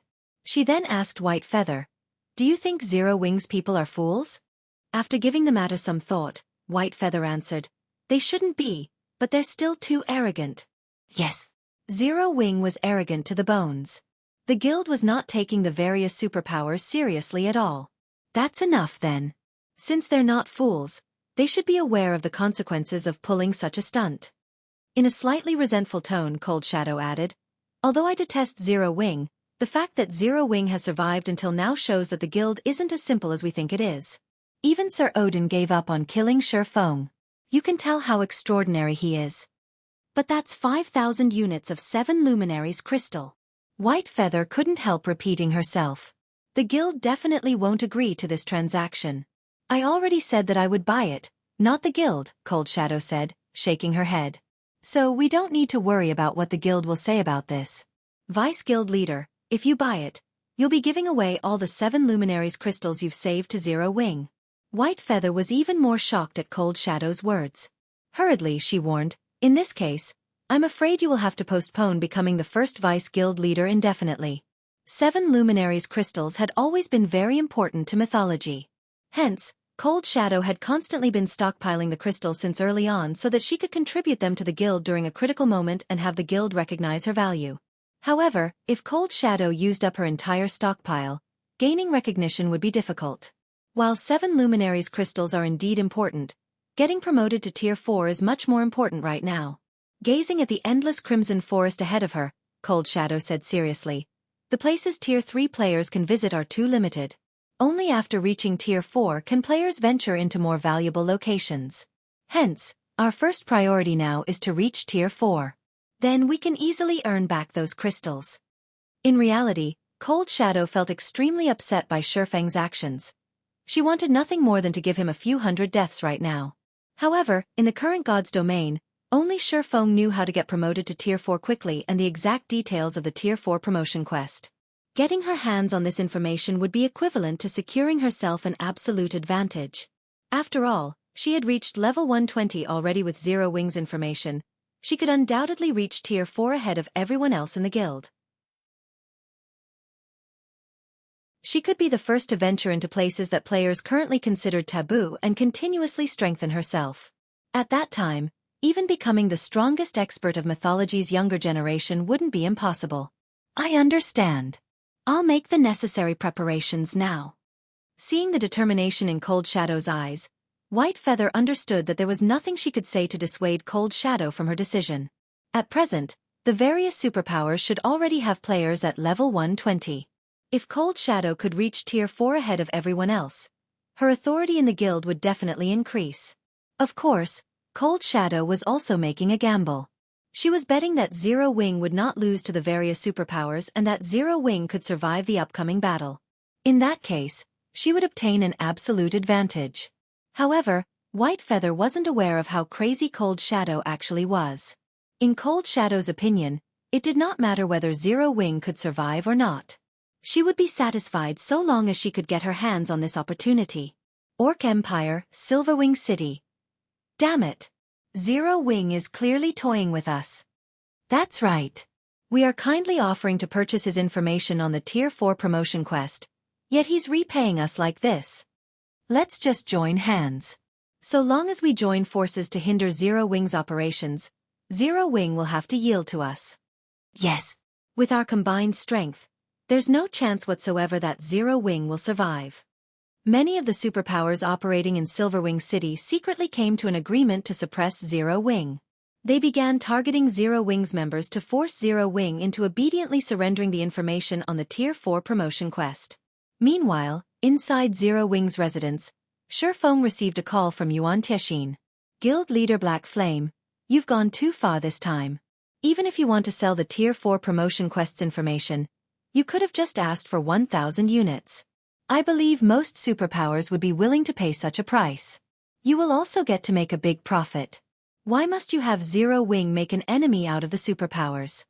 Yuan Tiexin said in exasperation. For the various superpowers, paying 5,000 units of 7 Luminaries crystals was akin to forking over their lives. However, a price of only 1,000 units would still be palatable to many superpowers.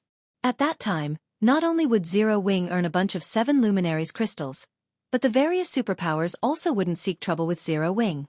It would be the best of both worlds. Yet, Xueqi had chosen to take the worst possible action. Make enemies?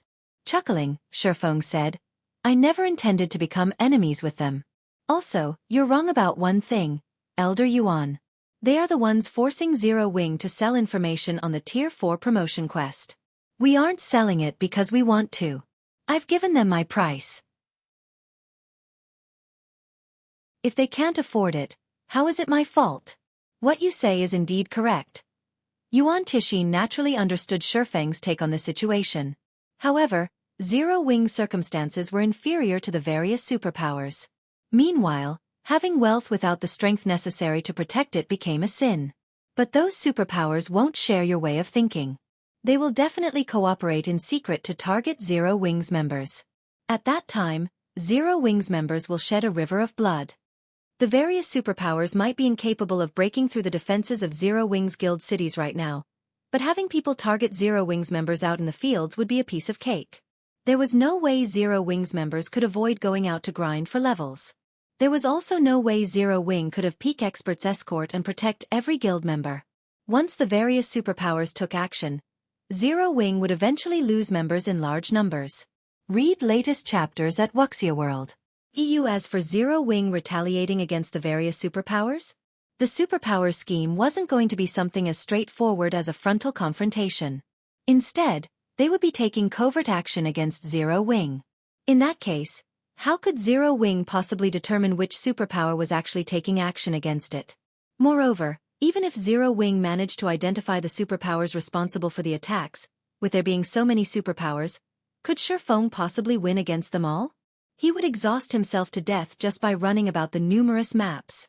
However, in response to Yuan Tiexin's words, Xueqi said calmly, "We'll shed rivers of blood then."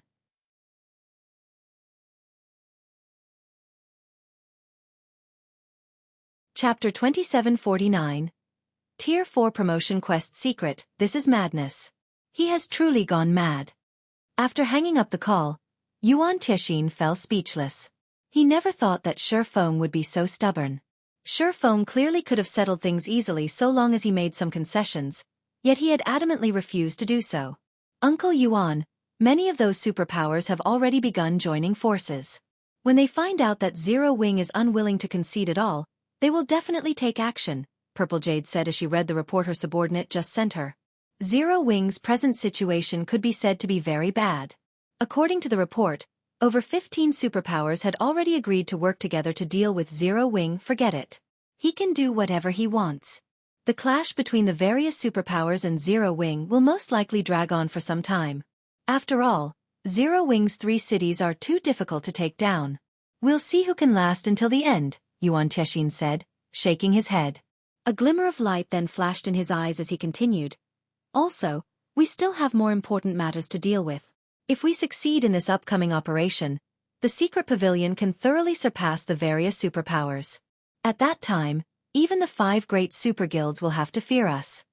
I'll make the necessary preparations, Purple Jade said, her eyes similarly filled with joy and excitement.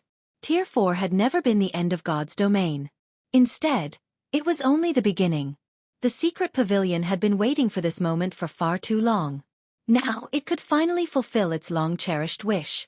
Dark Knight Empire, Starlink's residence. Ha ha ha. Good. That's what Zero Wing should do. That's right. Go and thoroughly offend those superpowers. Lu Xinglua laughed happily when he received news of Zero Wing's actions. Previously, he had had a huge headache over how to deal with Zero Wing. However, Zero Wing had actually taken the initiative to offend even more superpowers. With this, he would have a much easier time destroying Zero Wing. As Lu Xinglua was celebrating in joy, a robust man covered in a black cloak and runic bandages suddenly entered his office. "Sorry for the long wait, young Master Lu," the robust middle-aged man said as he arrived before Lu Xinglua. He then continued in a low tone, "We have resolved most of the troubles there already. We are only waiting for your side now." Good. You came at the perfect time.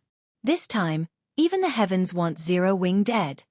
Lu Xinglua grew even more excited when he looked at the mysterious middle-aged man. "Leave it to me.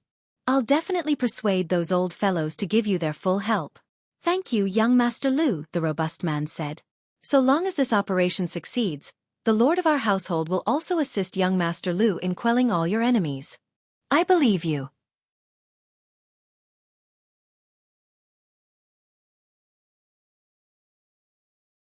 Whether one could locate their legacy land with this information would still depend on their luck.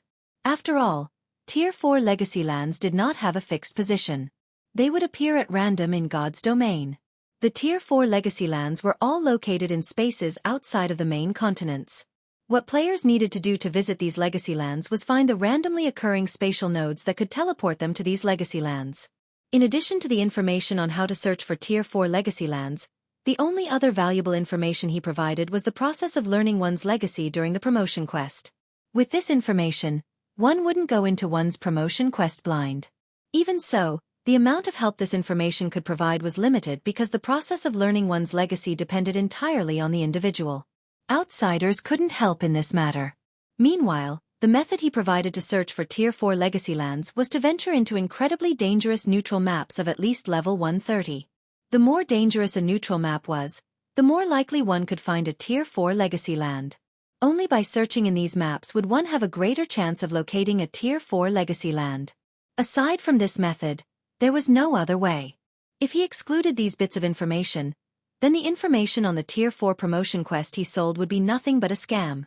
After reading the information, Yulan was stunned. This is the Tier 4 promotion quest secret? Yulan suddenly felt the urge to laugh. The various superpowers were currently desperately trying to obtain information on the Tier 4 promotion quest. However, if they were to learn the exact details of the information, they would most likely lose their minds. Read latest chapters at Wuxia World. EU. After all, in the information Xueqi compiled, there was nothing whatsoever that could increase one's success rate with the Tier 4 promotion quest. The funny thing was, the various superpowers thought that they could have an easier time producing Tier 4 players so long as they had this information. In fact, they were so staunch in their belief that they were waging war against Zero Wing. In reality, by targeting Zero Wing, all the superpowers were doing was wasting precious time when they could be improving themselves. That's right. This is the information on the Tier 4 promotion quest, Xueqi said, chuckling. I can even announce to those superpowers right now that they have already been eliminated from the struggle for hegemony in God's domain. As Xueqi and Yulan were conversing, Liang Jing suddenly entered the room. Guild Leader, Unyielding Soul and Crimson Emperor are ready. They can take action as soon as you give the command, Liang Jing said excitedly. Good. Have them start moving. Xueqi said, nodding. It's about time we let these so-called superpowers know how laughable their actions are.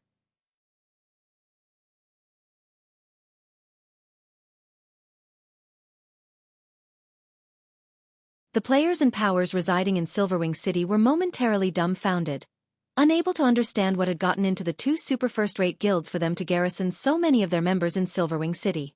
Moreover, this number was still increasing as time passed. In just half an hour, the two guilds had gathered over 3 million members in the city, livening up the previously desolate city significantly. Heart, has your guild gone mad? You're actually betting all your chips on Zero Wing. Is Crimson Emperor trying to make an enemy out of us? In this situation, the various superpowers had to contact Unyielding Heart and Illusory Words, who were in charge of the operation this time. Although they knew that Unyielding Soul and Crimson Emperor could be considered Zero Wing's allies, Zero Wing was currently going up against almost all of the Eastern Continent's superpowers. Standing with Zero Wing now was no different from suicide. Yet, to the various superpowers' astonishment, both Unyielding Soul and Crimson Emperor declared their intention to side with Zero Wing. Moreover, they even announced that they wouldn't sit still and do nothing should those superpowers take action against Silverwing City.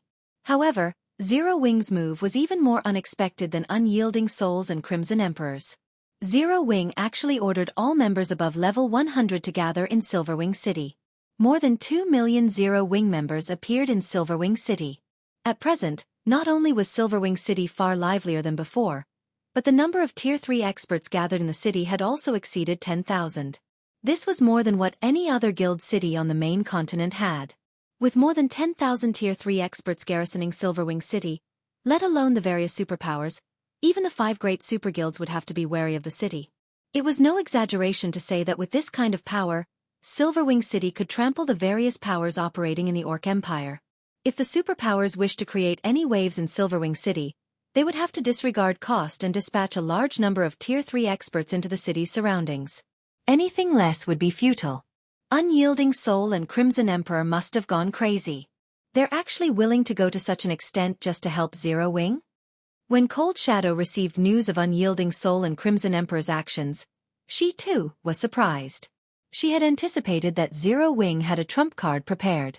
Otherwise, it wouldn't have dared to provoke the various superpowers. However, never had she expected Zero Wing's trump card to be something like this. At this moment, let alone Cold Shadow, someone who was hostile to Zero Wing, even Frostheaven's 7 Wonders was dumbfounded. He never imagined that Zero Wing could make two super first-rate guilds bet all their chips on it. With the combined force of the three guilds, even the superpowers wouldn't dare mess around.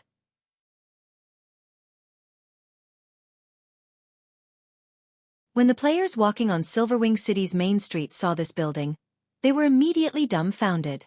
The building sitting in the plaza was something very familiar to them. A teleportation hall?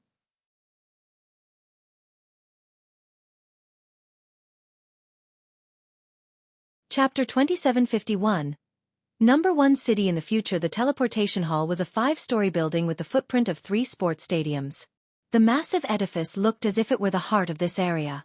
Previously, the teleportation hall's teleportation array had been suppressed by a magic barrier. However, now that the restriction was lifted, the teleportation array instantly stirred the mana inside Silverwing City, exciting the mana to flow toward the building. This sudden change stunned the players on the main street. Why does Silverwing City have a teleportation hall? Crap!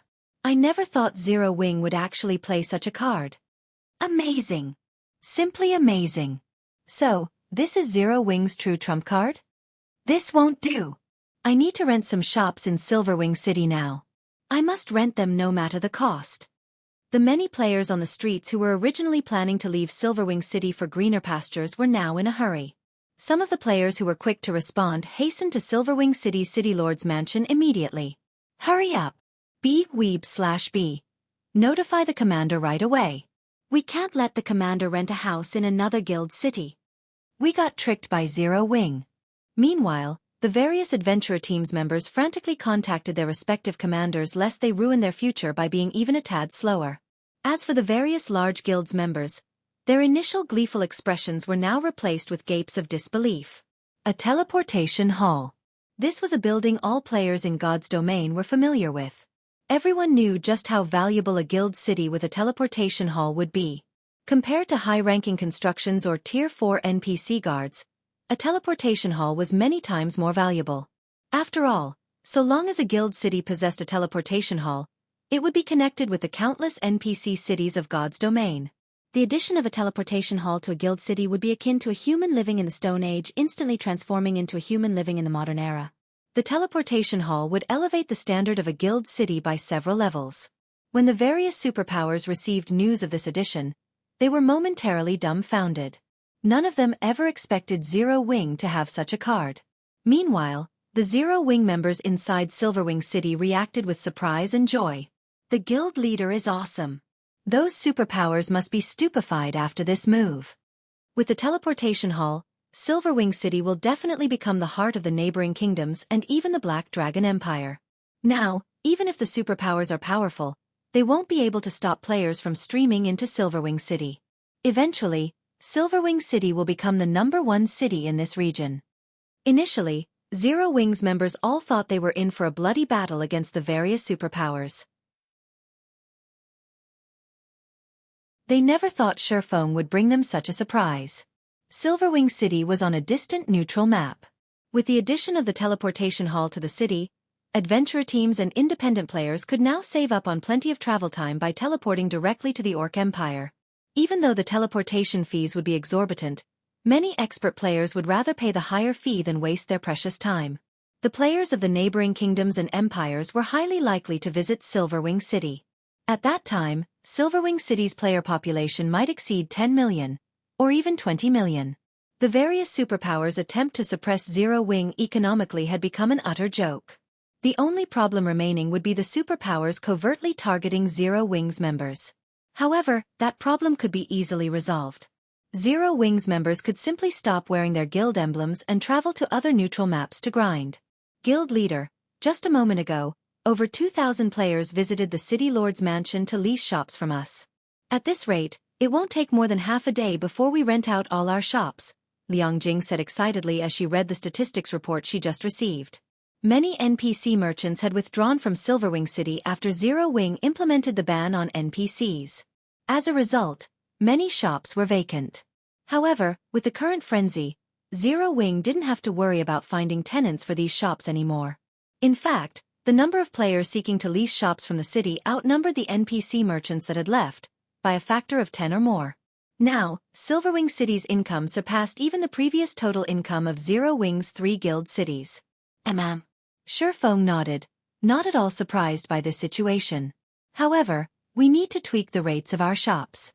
Instead of just coins, anyone who wishes to lease shops in the city will also need to pay magic crystals. 1,000 magic crystals per week for shops in the city center and 300 magic crystals per week for shops in the outer area. Also, have the guild's members start making their way to Sky Spring City. In his previous life, any guild that gained the War God's Temple's recognition had practically been immune to economic suppression. The only way to hinder an official guild's development would be to destroy the said guild's guild city that housed the teleportation hall. Hence, the various superpowers had gone crazy fighting for the reserve seats. In fact, many powers would fight desperately just to secure a foreign aid position. Zero Wings becoming an official guild shortly after the first major update could be considered an incredibly fortunate matter. After all, the moment Zero Wing became an official guild, it was no longer competing on the same stage as the various superpowers. While it was indeed true that Zero Wing's current foundation was no match for that of the various superpowers, Zero Wing's potential was way above that of the superpowers. Now, all Zero Wing needed to do was completely seal the secret Covenant Tower and use it to rapidly develop the guild's strength before the NPC forces began their invasion. If everything went well, Zero Wing would just have to sit back, watch as the various powers got eliminated, and harvest the territories of these eliminated powers afterward. Now, Zero Wing was in a race against time. As for struggling against the superpowers, that was simply a waste of precious time. After all, in the past, less than 20% of the superpowers had survived the NPC forces' invasion. Since the first major update had taken place much sooner this time, the outcome would most likely be even worse. Meanwhile, after hearing Xueqi's orders, Liang Jing said excitedly, "I'll have them start heading over now." Afterward, the members of Zero Wing, Unyielding Soul, and Crimson Emperor in Silverwing City teleported to Sky Spring City one after another. The mass migration instantly flooded the desolate streets of Sky Spring City with players. This scene also surprised the original inhabitants of Sky Spring City. Subsequently, Unyielding Soul and Crimson Emperor made an announcement to every player in Sky Spring City, stating that their 2 guilds would be imposing a lockdown on Sky Spring City, and that any unaffiliated players caught trying to leave the city would be killed without question. For a time, Sky Spring City's players fell into turmoil. Although Sky Spring City's various powers couldn't understand why Unyielding Soul and Crimson Emperor were doing such a thing, locking down an NPC city was child's play for the 2 super first-rate guilds. Hence, after receiving the announcement, Sky Spring City's various powers promptly fled the city, migrating their base of operations to other NPC cities. This, in turn, made Sky Spring City the exclusive haven of Zero Wing, Unyielding Soul, and Crimson Emperor. At this time, a gigantic black eagle circled above the city. Sitting on the Thunder Eagle's back, Unyielding Heart pointed at the dozen or so flying mounts patrolling nearby and said proudly, "Brother Black Flame, Sky Spring City is now sealed off completely. Our 2 guilds have organized a flying patrol squad to secure the skies. Now, not even a bird can fly out of the city. It is indeed amazing. Players can't fly out even if they want to." Xueqi felt a trace of admiration as he looked at Unyielding Souls and Crimson Emperor's flying mounts. He had to admit that the super first-rate guilds were indeed powerful. In an era where flying mounts were incredibly rare, Unyielding Soul and Crimson Emperor had actually managed to secure so many. Moreover, by the looks of it, these flying mounts were of considerably high quality. Even the weakest among them was at the advanced common rank, with 2 or 3 of them even reaching the basic extraordinary rank. If a player did not possess an advanced extraordinary rank flying mount, they wouldn't stand a chance against the coalition of these flying mounts. However, Illusory Words shook her head at Unyielding Heart's words. Unlike Unyielding Heart, she didn't have a very optimistic view of the situation. "I'm afraid the various superpowers will start paying even closer attention to us now. If we march boldly into the secret Covenant Tower, I believe it won't be long before news of it gets out. At that time, they will definitely do everything they can to investigate the matter. If that happens, the time we can keep the secret hidden will be very short. And once the various superpowers find out about the Tier 3 legacies, all of them on the Eastern continent will disregard all costs to contest over the tower. With the amount of time we have, I'm afraid we won't be able to secure many advantages from the tower." Under normal circumstances, their series of actions would have already caught plenty of attention. Now, they had even become the focus of the superpowers.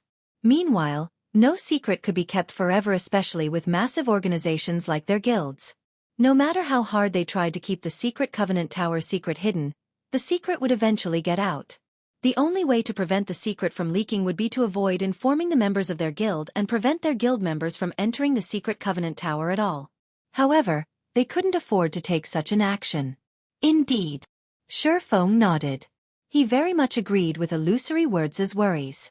Compared to Illusory Words and Unyielding Heart, Xueqi knew much more clearly just how much of an impact the secret Covenant Tower would have on the continent of God's domain. Once the tower's secret got out, the resulting struggle wouldn't be a simple competition between superpowers. Instead, it would be a fight to the death.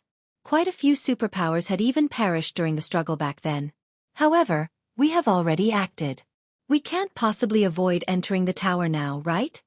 Unyielding Heart also understood that the secret would get out very quickly once they began sending their members into the tower. In fact, the secret would still leak even if they allowed only a small number of the guild's confidants into the tower's 30th floor and below. No. Xueqi shook his head. Smiling, he said, "We aren't exactly without options to take full control of the secret Covenant Tower. What other options do we have?" Unyielding Heart asked as he looked at Xueqi curiously. In his opinion, once the secret got out, their three guilds wouldn't be able to retain their monopoly of the secret Covenant Tower. The only thing they could do now was grind for as many Tier 3 legacies as possible before the inevitable occurred. Illusory Words also turned to look at Xueqi, a trace of confusion in her eyes. "You'll understand once you take a look at this," Xueqi said as he sent a document to the two people. He then added, "You must keep this matter a secret. You absolutely cannot let other people know about it. Otherwise, you will no longer have any connection with the secret Covenant Tower in the future. In contrast, if we succeed in this matter, your two guilds can each occupy 25% of the secret Covenant Tower shares." "What is it? Is this thing you speak of really so amazing?"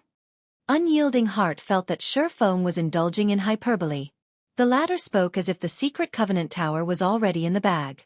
"You're not talking about the Tier 4 promotion quest information, right?" Illusory Words joked. Shaking his head, Xueqi said, "You'll understand once you see it. Read latest chapters at Wuxia World." Immediately, Unyielding Heart and Illusory Words stopped speaking and opened the file Xueqi sent them. However, as soon as they read the information, their jaws dropped, their eyes widened in disbelief, and their hearts pounded with shock. Looking at Xueqi, Unyielding Heart asked in a quivering voice, "Is this real?" The thing that Xueqi had just shown them completely exceeded Unyielding Heart's imagination. In fact, compared to it, the information on the Tier 4 promotion quest was worth less than dust. After all, the thing that Xueqi showed them could completely rewrite the status quo in God's domain. A small mobile fortress.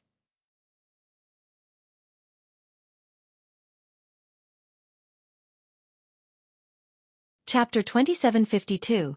Xueqi's Madness. "So, this is your true trump card?" When Illusory Words looked at the information displayed before her, she couldn't help finding Xueqi beyond her ken. First, it was the teleportation hall. Then, it was the secret Covenant Tower. Now, there was even a small mobile fortress. Not only did Xueqi reveal one secret after another, but every secret was also more amazing than the other. At this point, she even wondered whether Xueqi still had more astonishing secrets and trump cards hidden. She got the impression he was simply waiting for his enemies to come at him so that he could use them as zero-wing stepping stones. Simultaneously, she felt fortunate that Crimson Emperor did not oppose Zero Wing. Otherwise, the consequences would be unimaginable. "Sort of," Xueqi said, chuckling. "May I know if you two are interested now?" In reality, even Xueqi coveted the small mobile fortress. However, although he had the design for it now, he barely had any of the necessary materials to construct it. Incidentally, he could pull two wealthy guilds into the endeavor. Taking a deep breath, Illusory Words turned to look at Xueqi and demanded, "Out with it. How do you want to do this?" Unyielding Heart also nodded in agreement with Illusory Words' question. He wanted to hear Xueqi's plans. "You've seen the small mobile fortress's basic information already." Smiling faintly, Xueqi said, "The wealth needed to construct it is astonishing.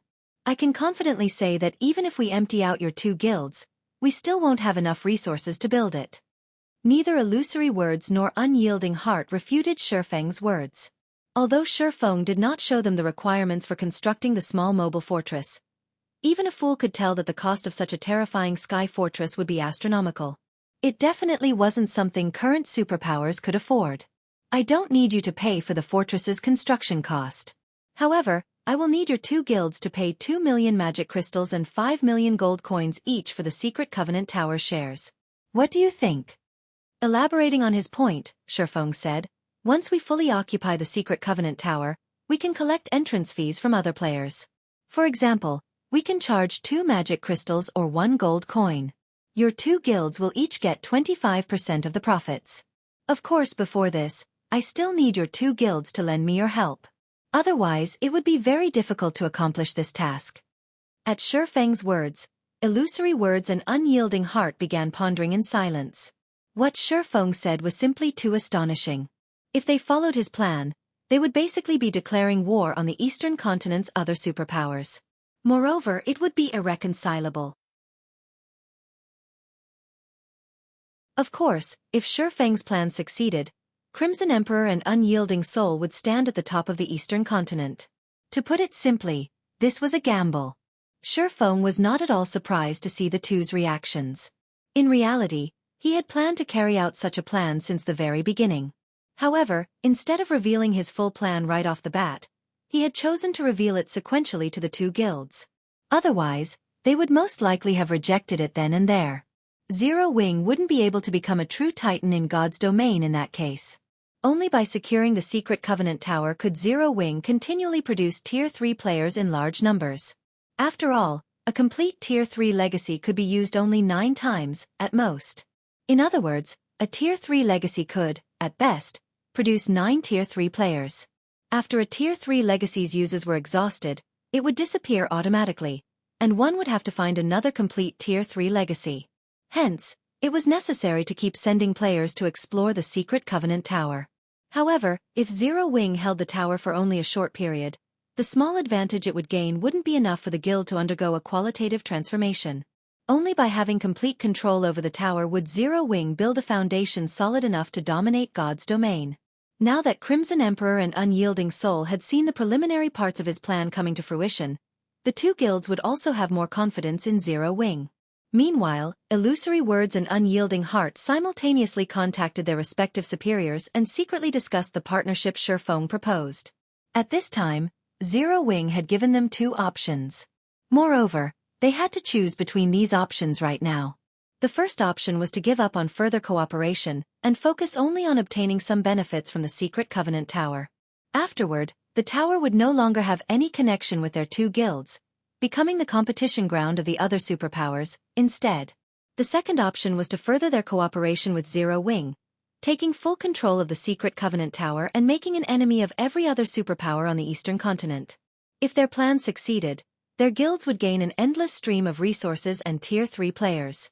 If they failed, it wouldn't be surprising if their guilds disbanded. This was a gamble that put everything on the line. After discussing for more than 10 minutes, Illusory Words and Unyielding Heart simultaneously disconnected their calls and looked at Shifeng. Guild leader Black Flame, Crimson Emperor has decided to take your gamble this time. However, we have a condition for doing so, Illusory Words said slowly. If you cannot agree to this condition, we cannot further our partnership. Brother Black Flame, it is the same for my side as well, Unyielding Heart said with a bitter smile. You are playing with too big a fire this time. Our hesitation is natural. Go ahead. Shifeng wasn't at all surprised by this response. After all, the bet he proposed basically involved their guild's life or death. However, not everyone would have the opportunity to make such a bet, either. The 2 guilds should know this as well, which was why they did not refuse his offer outright. Instead, they had chosen to accept his offer while increasing their chances of survival as much as possible by adding conditions.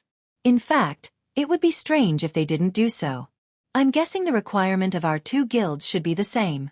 With a helpless smile, Illusory Word said, if Zero Wing's plan this time fails, Crimson Emperor wants half of Silverwing City's profits. Unyielding Heart nodded in agreement. The price Shifeng was asking their 2 guilds to pay was no laughing matter. If the plan really failed, their guilds would be doomed for sure. However, if they had Silverwing City's income, they could more or less survive the ordeal. That won't be a problem, Xueqi answered without the slightest bit of hesitation. Since he had invited the two guilds into an alliance, he naturally had to provide them with a safe path of retreat. Otherwise, who would be willing to take such a risk? After all, even if Crimson Emperor and Unyielding Soul secured only a small advantage through the Secret Covenant Tower, they could still become titans in God's domain, unlike Zero Wing. And even if the two guilds managed to gain full control over the tower, their situation would improve only slightly. They would be a step ahead of the various superpowers but still be no match for the 5 great super guilds. BVE/B Xueqi's decisiveness stunned Illusory Words and Unyielding Heart. In their opinion, Silverwing City was Zero Wing's last path of retreat. It was also one of Zero Wing's main sources of income right now, and would most likely remain so in the future. One could say that so long as Silverwing City remained standing, Zero Wing would continue to survive in God's domain. However, Xueqi had agreed to give its income away without hesitation. What the two of them did not know was that Xueqi had never once deemed Silverwing City or Stone Forest City that important. The small mobile fortress was the way to go. Even if his plan failed this time and he managed to gather only a small portion of the small mobile fortress's construction materials, he would have profited massively. In his previous life, guilds had been willing to exchange 3 main guild cities for one small mobile fortress, let alone a measly basic city. Even then, no guild had accepted the trade. Following this, Illusory Words and Unyielding Heart signed a guild contract with Xueqi on behalf of their respective guilds. As stipulated in the contract, Crimson Emperor and Unyielding Soul would do everything they could to support Zero Wing during this time. Both guilds would also pay 2 million magic crystals and 5 million gold coins to Zero Wing. In exchange, Zero Wing would have to give up all of Silverwing City's income to the two guilds should the plan fail. When the guild contract took effect, both Illusory Words and Unyielding Heart breathed out a deep sigh of relief. This was undoubtedly the scariest and craziest wager they had participated in their entire lives. Brother Black Flame, what do you need us to do next? Unyielding Heart asked Xueqi. With the contract signed, their two guilds would move according to Xueqi's arrangement. Moreover, Unyielding Heart was also curious about what Xueqi needed their two guilds' strength for. Although he didn't know what it cost to construct a small mobile fortress, the price definitely wasn't something even 5 superpowers working together could afford. Otherwise, mobile fortresses wouldn't be so rare in the various kingdoms and empires. Read latest chapters at Wuxia World. There's nothing much you can do now. Your two guilds just need to focus on locking down the Secret Covenant Tower. At the same time, send some trustworthy members to explore the 30th floor and beyond to obtain as many Tier 3 legacies as possible. After giving the matter further thought, Xueqi said, in addition, I'll need your two guilds to organize a 100-man team of peak experts, which will follow me to a place. A 100-man team of peak experts? Xueqi's words shocked Unyielding Heart. Even working together, Crimson Emperor and Unyielding Soul wouldn't be able to form such a team. At best, they would be able to bring out 70 or 80 peak experts. Can you tell us where we're going? Illusory Words frowned at Xueqi's words. Peak experts were the pillars of their guilds. Fielding so many peak experts for one operation would place a heavy burden on their guilds. Chuckling, Xueqi answered honestly, the ruined mountain range.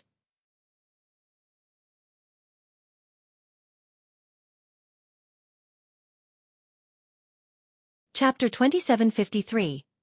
Godslayer's Treasure, the Ruined Mountain Range? Illusory Words and Unyielding Heart were stunned by Xueqi's answer, their complexions turning indescribably grim.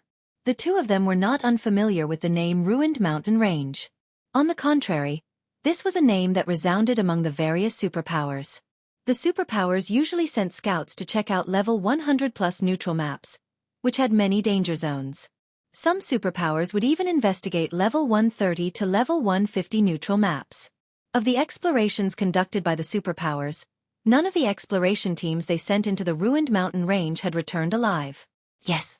Despite the Ruined Mountain Range being only a level 120+ neutral map, none of the expert players that entered it had returned alive.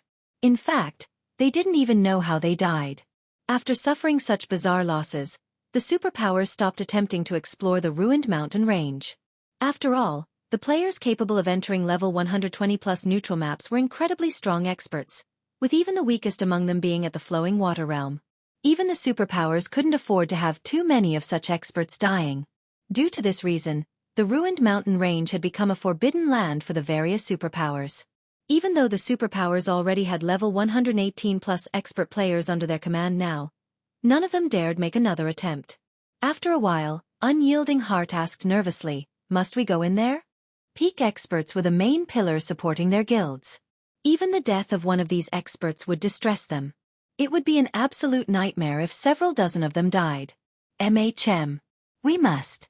Entering the ruined mountain range is the prerequisite for our success, Xueqi said, nodding. If possible, he wouldn't want to enter the ruined mountain range at this time, either. However, the ruined mountain range was his only option to secure a large amount of resources quickly.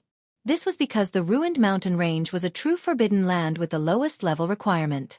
Players had a chance of surviving in the neutral map so long as they reached level 120.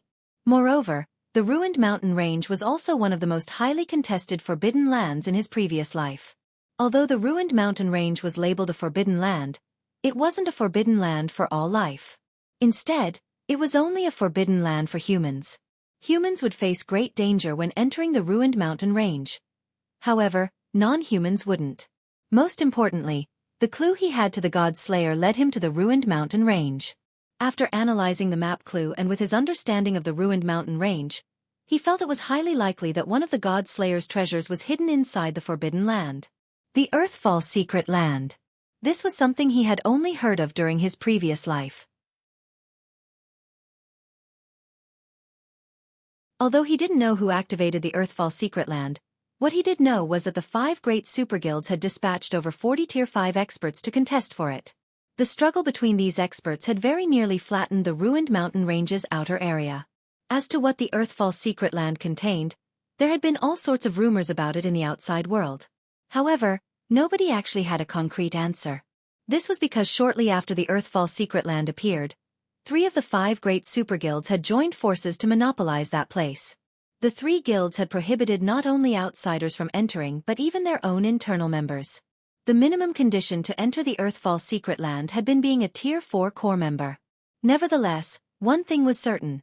The Landfall Secret Land was a different dimension the God Slayer had created. The Secret Land had boasted an abundance of riches and/or veins. Magic crystals could also be found all around. It wasn't a place the outside world could compare to. Hence, Xueqi intended to take a look at the Earthfall Secret Land. However, the road leading to the Earthfall Secret Land was a treacherous one. After all, countless Tier 4 players had died in the ruined mountain range in his previous life. Even Tier 5 players had fallen in the map. It wasn't a place that lone individuals could easily traverse. Therefore, Xueqi planned to tap the power of Crimson Emperor and Unyielding Soul for this endeavor. The ruined mountain range is extraordinary. Not to mention, the 2 of our guilds don't even have enough people to form a 100-man team of peak experts. I'm afraid it's going to be difficult to survive there, Illusory Words stated. How about we include some additional Tier 3 experts? That will increase our chances. Compared to Tier 3 peak experts, ordinary Tier 3 experts were far less prized. If they came across dangerous situations, they could have the ordinary expert scout ahead instead of putting the peak experts at risk. This method was frequently employed by superpowers when exploring forbidden lands. No. Shaking his head, Xueqi smiled and said, "The ones participating in this expedition aren't just experts from your 2 guilds. Other experts will come with us as well." Other experts? Are they safe? Illusory Words and Unyielding Heart were confused by Xueqi's words. The operation this time was evidently a top secret. They couldn't afford to invite outsiders at all. Moreover, the operation had high requirements for players. They found it hard to believe that Zero Wing actually had other allies that could be trusted for this operation. They're safe. Their strength is also more than enough to participate in this operation, Xueqi said, chuckling. The Earthfall Secret Land was a place that the 5 great superguilds had considered a strategic resource. Once there, he naturally couldn't explore it together with Crimson Emperor's and Unyielding Soul's members. However, exploring the secret land by himself was also impossible. Hence, he needed to bring some other people with him. Only, outsiders did not know that these people were actually part of Zero Wing. Afterward, Xueqi had illusory words and unyielding heart gather their guild's peak experts while he contacted the Azura adventurer team. As for the secret Covenant Tower, he tasked Fire Dance and the rest of Zero Wing's main force to handle it. After all, the expedition to the ruined mountain range would take a lot of time.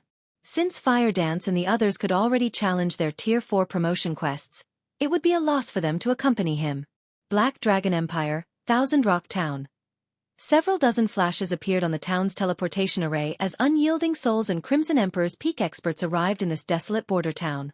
Although Thousand Rock Town was known as a town, there were hardly any NPCs there, let alone players, because of the town's proximity to the ruined mountain range.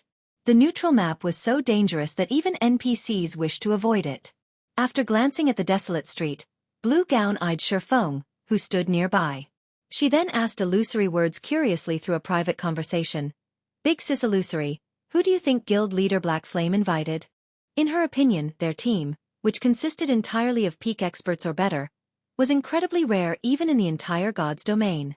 She found it inconceivable that Zero Wing could invite another team capable of rivaling theirs.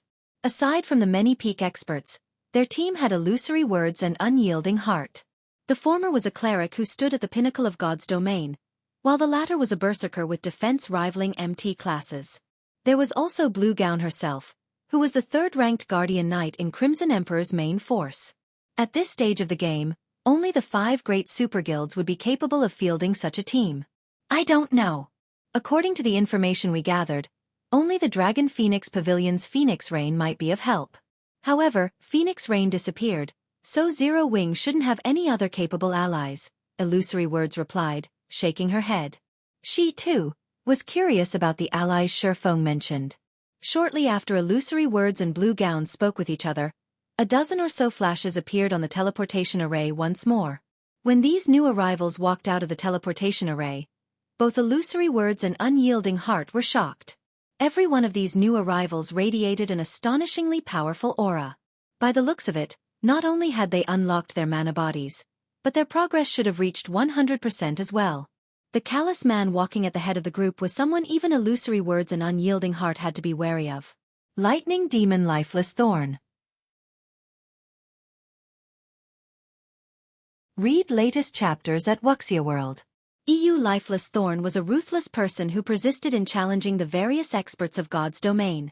Some time ago, he had even fought Stalwart Sky, one of the Battle Wolves' Wolf Kings, to a draw and was labeled by the Secret Pavilion as one of the Eastern Continent's top 10 rookies. At this time, Lifeless Thorn boasted not only a high level of 122, but also 7 pieces of epic equipment. And although he had hidden the glow effect of the spear he carried on his back, the archaic magic patterns engraved on it betrayed the spear's superiority to ordinary epic weapons. The Azura Adventurer Team. Why are they here? Illusory Words and Unyielding Heart were dying of curiosity at the sight of Lifeless Thorn's group. After all, the Azura Adventurer Team was currently a top adventurer team in God's domain. Moreover, it possessed an incredibly mysterious background. Not only did the adventurer team conquer many high-difficulty, large-scale team dungeons, but the adventurer team's members also possessed unfathomable strength. Many of the adventurer team's members had even reached the Spiritualization Realm 1, which allowed them to exhibit extraordinary combat power. Various superpowers had frantically tried to recruit the adventurer team. However, the Azura Adventurer Team had rejected all the offers. Although many superpowers had sent teams led by peak experts in retaliation, none of these teams succeeded. Moreover, these teams usually returned with heavy losses. Everyone's here. Let's go. You're tuning in to the Xueqi's Martial Arts Saga YouTube channel. Don't forget to subscribe and join us on this journey to catch the most captivating stories.